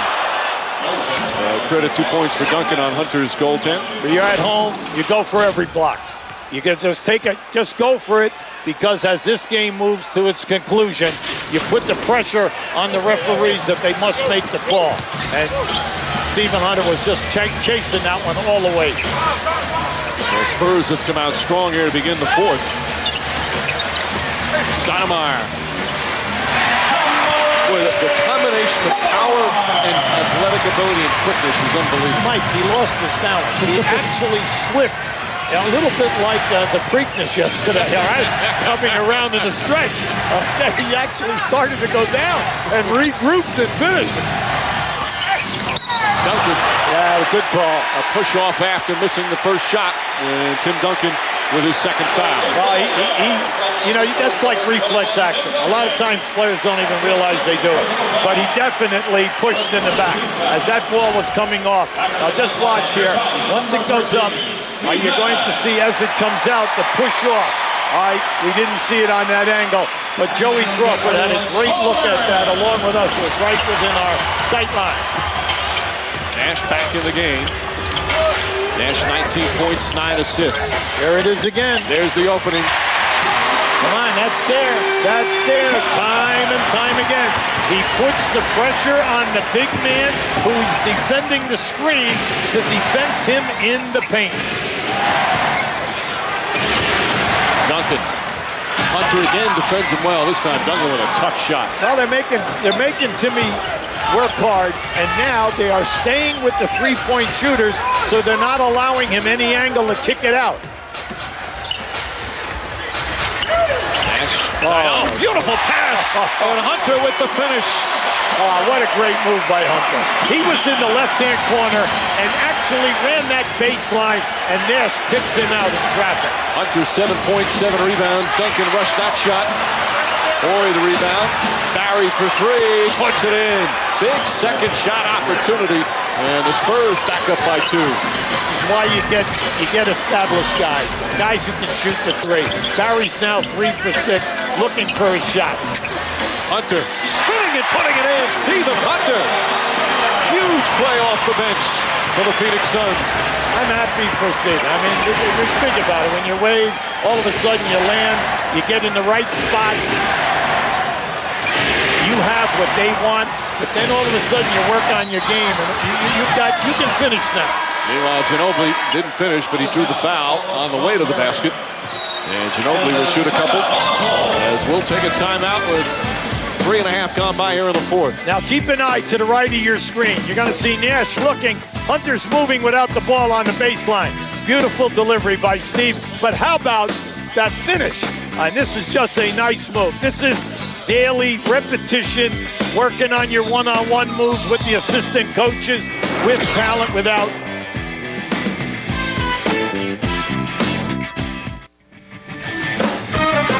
The NBA playoffs on ABC, brought to you by KFC. Try new Blazing Buffalo boneless wings and shatter your game time hunger. Nestle Crunch. Why be plain when you can be crunchy? And Chevy, the new Chevrolets, an American revolution. Welcome back to Phoenix. Reminder, America's #1 show will end with the season's biggest shocker. The big mystery will be solved and not everyone will survive. The season finale, Desperate Housewives, tonight at 9, 8 Central only on ABC. Here to start the fourth quarter. You look at conference finals since 1990. I'd say winning game one's been important. I just like the way this game is played out. Duncan was very questionable. He has put in the minutes in this game. They need him to anchor the defensive glass and also to be a major threat in the post. The Suns, you knew, were coming in as one of the hottest shooting teams that we have in the playoffs. Since the first quarter, they're showing us why. And they're doing their thing in three-point shooting. But the Spurs have matched them in three-point makes 6 each. The foul shooting makes are exactly the same. So it's kind of interesting what's going down here. Ginobili now at 20 points. Stoudemire back in the game, makes his move, stripped for the foul. Nazi Muhammad, who just returned, just picked up his 5th foul. Well, Stoudemire presents so many problems. First, he can hit the jump shot facing. When you guard him, once he makes his move, you're always looking for the explosive jump.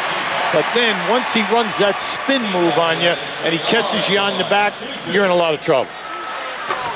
Yeah, Stoudemire, this will be for Stoudemire his 13th and 14th free throw attempt. So he's surpassing what is already the NBA lead in this 2005 postseason. Well, he's been consistent all year, Mike. Now, during the season, a shade under 10. And now at playoff time, naturally, more minutes, more opportunities for him. So consequently, he's going to keep going right to the basket. He's getting the calls, and he's doing an excellent job on the line. Barry, oh, nice one-hander for Barry, who did not shoot well in the Seattle series, maybe playing against his former team. But what a game here. 15 points for Barry off the bench. Richardson for 3. Just under 8 minutes remaining. A 2-point Spurs lead. Stoudemire back on the floor with Muhammad's foul problem.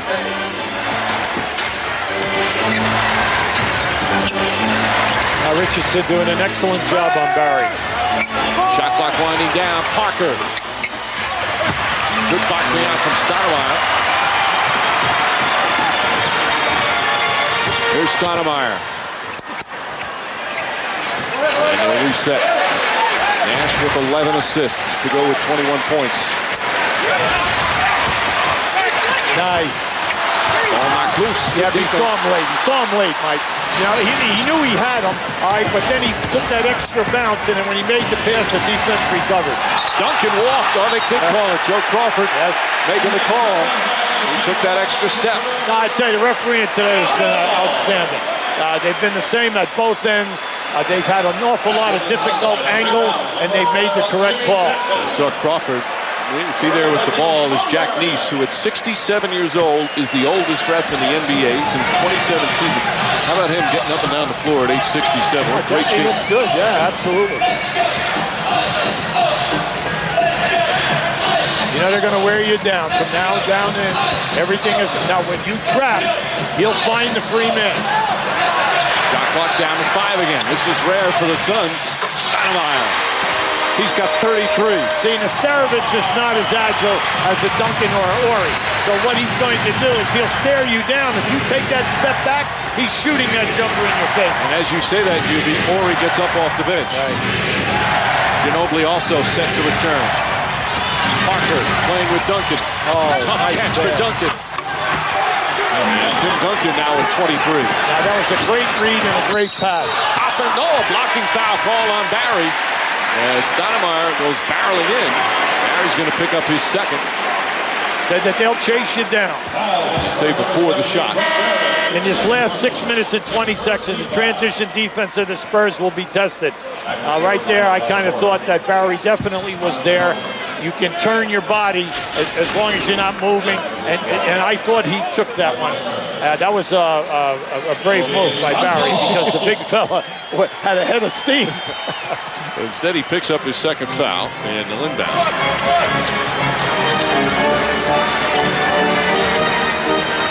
Nash. Oh, nice move, but just couldn't finish. And Duncan right there. And Nash a reach in. That's going to be the second team foul and second foul on Nash. Yeah, from that angle, I was surprised that Steve did not try to bank that. That was a tough angle to swish the shot. He read the defense perfectly because he never gets upset. When he comes off, and if you trap him or if you switch out, he'll keep his dribble until he gets an advantage. Then he'll make a move.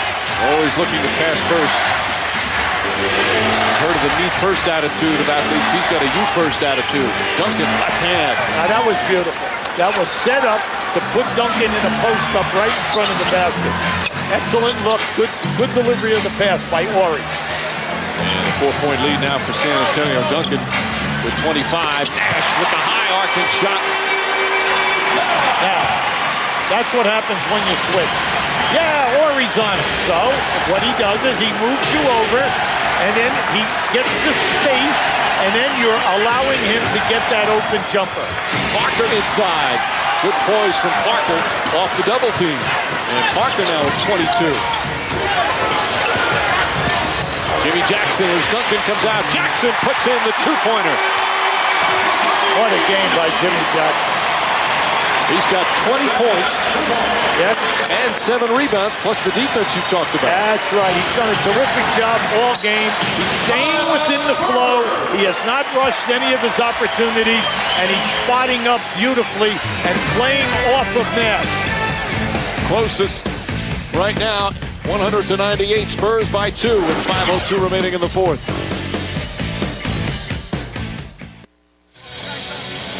Two-point game with just over 5 left in the fourth. Time now for Cooler Talk, presented by Gatorade. Greg Popovich with the Cooler Talk. You play the Phoenix Suns. What's the #1 key to victory? Absolutely, unequivocally, transition D. No transition D, might as well leave and go to dinner. Now you can see it right here. They will run you down. Even though you have an advantage, they are and have been consistent for years in running you down. They never give up. Watch Parker in the middle of your screen. That took a major burst. Right here, Ginobili running down a 2-on-1. So they're coming at you all the time. And there you see what they've been able to do. This team is so explosive, but that's why San Antonio has always been one of the best defensive teams in the NBA. Absolutely, Mike. There are no gimmies when you have an advantage in transition. They run you down because they play transition defense with their heart. Duncan single coverage. Jackson looking to cheat over. Duncan kicks it out. Barry, a long three. That's good. Brent Barry from way downtown. And Barry having a sensational game. He's got 18. Barry is 18. Ori has 12. They have 30 off the bench between the two major subs. This is the largest lead by either team here in the fourth quarter. Nash. Isn't it amazing how easily he gets there? And it's an open shot. Trying to take it away, give and go with Parker. The extra pass. Barry was open. That's how he passed it up. Plenty of time. Not this time. A three. Brent Barry, back-to-back threes. And the Suns need a timeout. Yeah, they need a timeout, and they have got to get down on not leaving Barry. I mean, Barry is proving it today that he is knocking it in. He's hot, but he's shooting a major percentage in threes. He's taking his time, and that possession was a beautiful description of how they play. They take their time, they passed up a couple shots, they moved it, looked at the double team, kicked out, and in-your-face three by Brent Barry. Feeling in work, you know I feel it in bed. Spurs with an 8-point lead with over 4 left here in the fourth. The Western Conference Finals returns to ABC next Monday night from San Antonio. Game 4 between these two teams next Monday night primetime starting at 8 Eastern, 5 Pacific on ABC, home of the NBA Finals. Oh, you can see it right there. 21 and 12 points. But how about the field goal percentage shooting and then the three-point shooting? They are 7 for 12 between them. Barry on fire during this third. After we're rushing here from the third into the fourth quarter. He's 5 for 5 from the field in the fourth as we go to Michelle. Well, Mike D'Antoni, during that last timeout, it was all about adjustments on Brent Barry. He said, whoever's on Barry, don't leave him. We cannot let Barry have the ball. But they also have to remind the Suns, look, we've been here before. We have all kinds of time. Keep pushing, rev it back, gum. Nash gets inside again. Stoudemire pass deflected by Duncan. Stoudemire gets it back. Powers in. Shot won't go, but a foul. And Stoudemire will shoot 2. Now, you like the defense. San Antonio, they're a little exasperated because they thought they had a couple deflections. And unfortunately, they didn't come up with the loose ball. But this guy is quick. And then you can see he hesitated, got his balance, and then went up strong to the rim.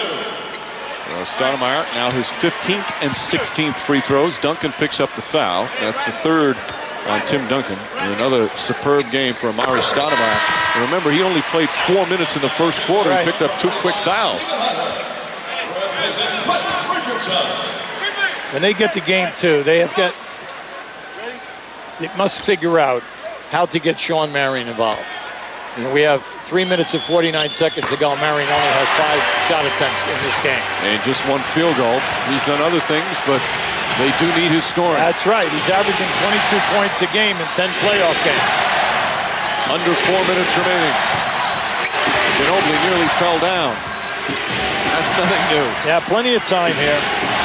Parker, the runner. Parker puts it in. Pretty play from Parker, who's got 24. That was beautiful. If you're going to shade the offensive player to go to his left, well, then you need the rotation. And it was not there. Parker read the defense perfectly, and as he moves to the basket, I don't want to say it was a moving screen, but let's just say that the defender who was supposed to be rotating could not get there. Meanwhile, the lead back up to 8. And you look at the shooting in this fourth quarter. Here's where the defense is supposed to step up. It's been the offense that has done a superb job. Well, the Suns are the team that can come back. They showed it in Dallas in Game 6 to put them here in this Western Conference Final. Sean Marion can't get it to fall. Stoudemire, another rebound. You have plenty of time, but just back it out. Stay within your offense now to pick and roll, and then see how they defend it. Parker, the reach-in foul. And there, that should be the 15th foul for Parker. That's his 4th. Yeah, see right there, Popovich was a little upset with that. Naturally, why? Because as Nash came off, he really did not have an advantage. Parker had good position. You'd rather that he not foul. So Nash to the line. Again, this is the last guy you want to put to the free throw line. As Nash hits the first. The Phoenix Suns score a lot of points, but San Antonio's done a pretty good job when they hit the 100-point mark. Absolutely. So Nash now from overall 25 points, 12 assists. Coming off one of the great series in the history of the Phoenix Suns franchise and what he did against Dallas, and he's doing it here against San Antonio. But his team is down by 6. They'll take their time coming off that screen. They'll force to see how you're going to play. Can they get the entry into Duncan? Duncan drops it in, and Tim Duncan with 27. He's getting what he wants now, and also he's turning in with that left shoulder right into Hunter, and then coming up over the top. Duncan has 10 points in the fourth quarter. Bad pass for Nash. And Jackson in pursuit, but he's going to let Parker put it in, and the lead is now up to 10. See, they're trapping Nash hard now with Duncan. And when they trap him hard, the defense is rotating, and they're rotating quick. Oh, nice pass inside to Hunter. Hunter blocked by Robert Horry. Stoudemire on the follow. Oh, maybe. What a shot. And Horry comes up. It looked like he took a knee to the thigh. Yes, he did. Spurs really coming on strong here in the fourth quarter. They made their last 8 shots from the field. Well, they stay within their offense. They stay with what they want. No rush. Duncan double team, way short. Horry the rebound, he kicks it out. Shot clock at 1. Parker can't get it to fall, and Jackson the rebound. Under 2 minutes remaining. Nash inside. Hunter couldn't hold on to the pass, and he fouls Robert Horry. Well, Hunter's upset with himself. Mike, when Nash made that move, he was anticipating Hunter moving to the basket.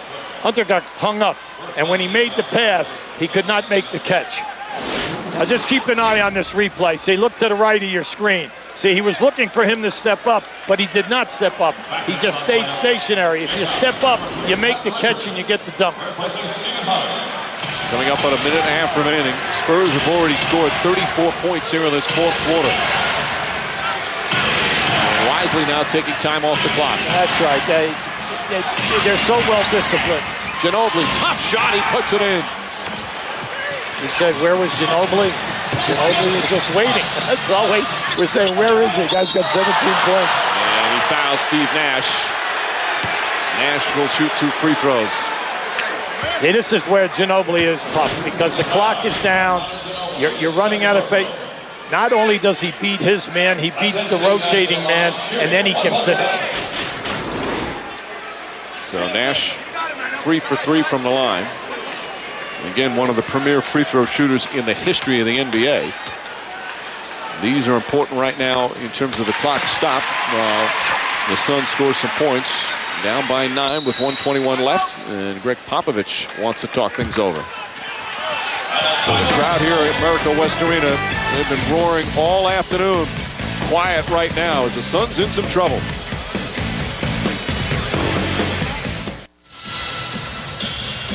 Coming up next, except on the West Coast, World News Tonight, Sunday on your local news. And then primetime menu for this evening at 7, Extreme Makeover Home Edition, 2-hour edition. Then 9, Desperate Housewives. And then at 10, Grey's Anatomy. Season finales of all your Sunday favorites tonight.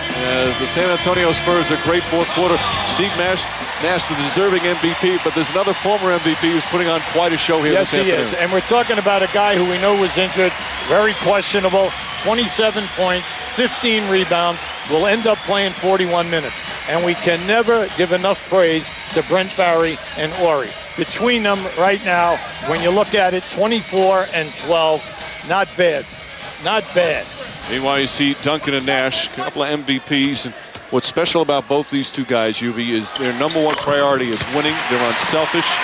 They're as competitive as anyone, but at the same time, respect their opponents when they're playing. Well, remember what I said now. John Marion only has 6 shot attempts. We're talking about a guy who's averaging 22 points a game throughout the playoffs. Something has got to change when you get to game 2. Parker, pretty play. 10-point lead as we come up on a minute remaining. Suns just have not been able to get any stops here in the fourth quarter. And a hard foul, Ginobili on Stoudemire. It's going to be 3 on Ginobili. Stoudemire will shoot. Mike, you just made a great point. The lack of defense, the ability to either get a shot block, to force a turnover, to get the to get the Spurs to miss a shot. The Spurs have dominated the tempo. They're taking their time. They're looking at the double teams. They're picking out the right guys. No double team. Duncan is going strong to the basket one-on-one. And it's typical Spur basketball. Nothing flashy, everything cerebral, hard defense, and then unselfish play and distribution of the basketball. 39 for Stoudemire.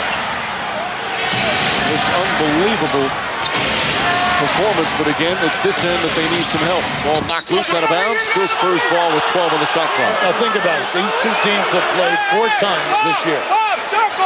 And Stoudemire is averaging 39 points in the 4 games. Think about that a second. Against the San Antonio Spurs.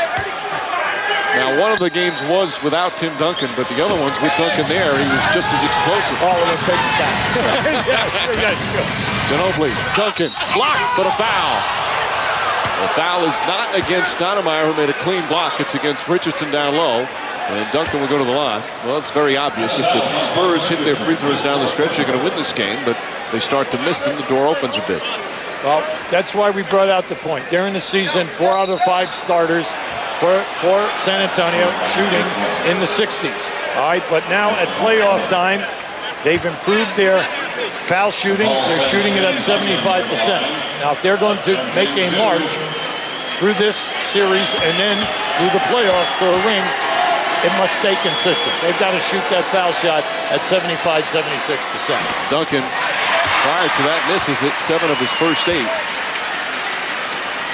27 points with 15 rebounds, playing on the tender ankle.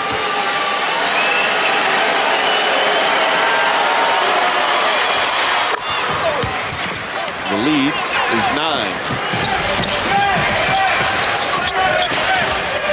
Nash inside looking for Richardson. Richardson tough shot. That will go. 7-point game with 30 seconds left.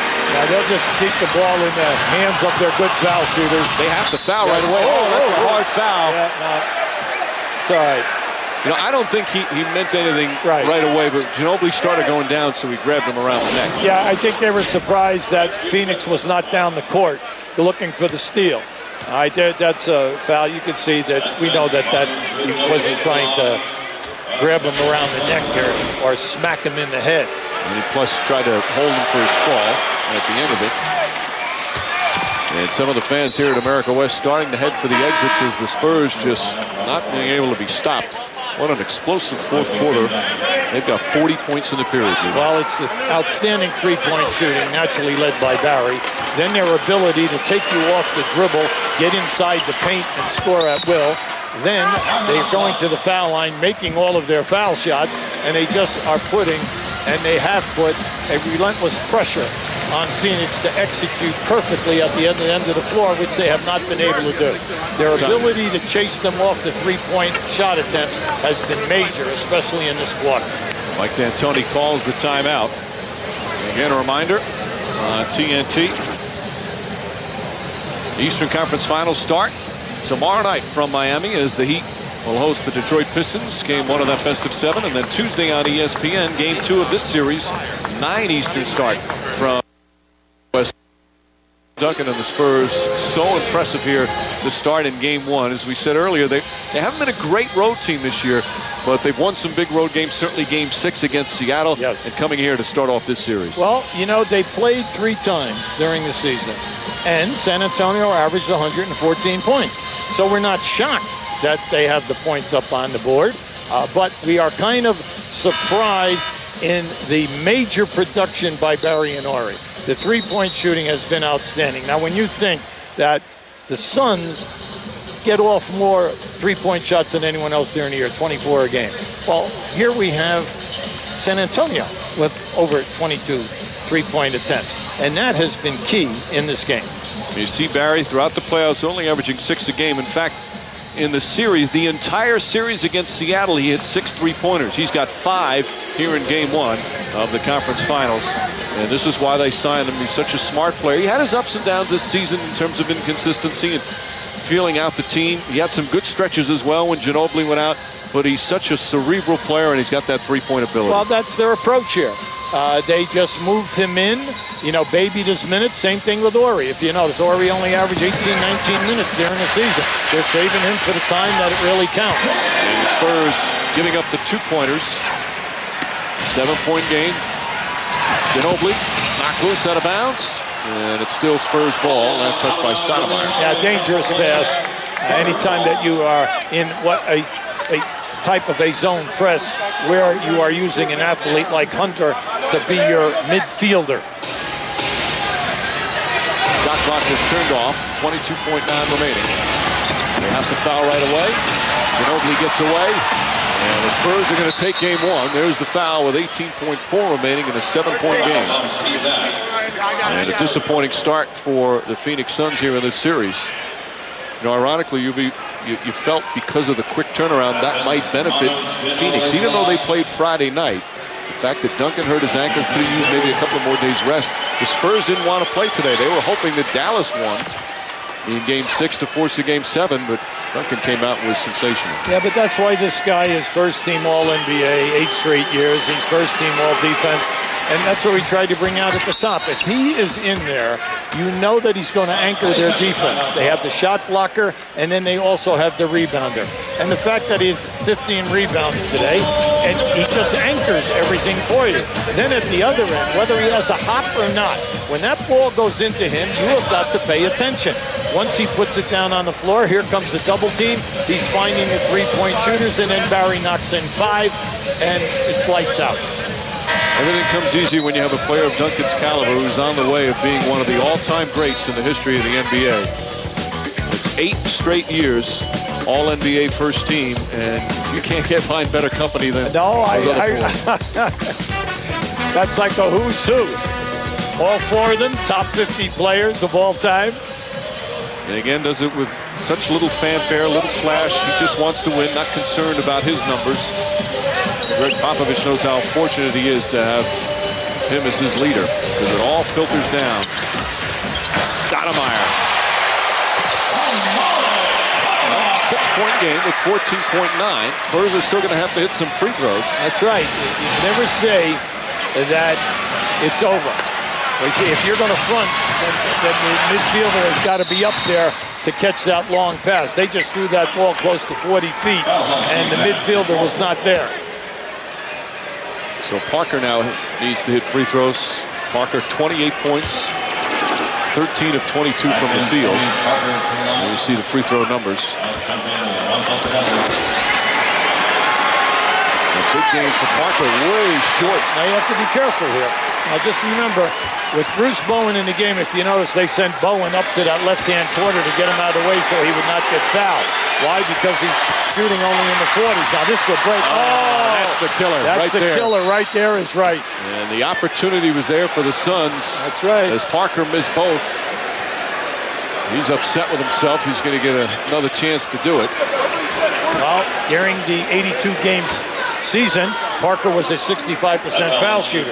Now at playoff time, he's improved his game, and he has been, right at that 70 mark. Now for him, that's an improvement. But you know yourself, you got to force him to make the shots. Foul him, make the foul shot. Same thing with Duncan. You want to play, even though he's making them, he's still got to prove that he can make them under the pressure within that last minute. 3 straight misses from Parker. Still a 6-point game, and that one will make it a 3-possession game. And final timeout called by Mike D'Antoni. Boy, that offensive rebound, a real killer. Yeah, that was a killer. Would have had a chance on the 2-possession. And D'Antoni calls his final timeout. Tim Duncan playing on that bad ankle with a superb game once again. The Western Conference Finals. Be back on ABC next Monday. That'll be game 4 from San Antonio. The SBC Center. The series resumes Tuesday night, however, here in Phoenix in Game 2. Conference Finals, also 2-2, 1-1-1 in terms of the 7-game setups. Not till the finals where it goes to 2-3-2. But San Antonio, very impressive. Winning here at America West Arena. They won here earlier in the regular season in an overtime thriller. There you see Game 2 Tuesday. Then a good gap there. And hopefully for Phoenix, they'll get Joe Johnson back by at least Saturday when the series shifts to San Antonio. Well, that will give them another major scorer, another athlete who can play any one of 3 positions defensively, also another finisher, and then you do not have to go to a backup point guard. You just move Joe Johnson into the point guard position anytime that you want to rest Steve Nash. So it gives them, flexibility within their substitution. And also you're adding a major scorer. 8.9 remaining. Again, a 3-possession game right now. They have to shoot 3s right away. Jackson does so. Shot won't go. Ori the rebound, and the Suns will let this one run out. As the San Antonio Spurs on the road take Game 1 of the Western Conference Finals, and they do so by scoring 43 points in the 4th quarter, shooting an incredible 16 of 22 from the field. The final score, Spurs 121, the Suns 114. ABC Sports is online at ESPN.com. Search ABC Sports. Next on ABC, except on the West Coast, stay tuned for ABC World News Tonight, Saturday, or your local news. For Yubi Brown, Michelle Tafoya, and our entire ABC crew, this is Mike Green saying, so long from Phoenix. You're watching ABC Sports Championship Television.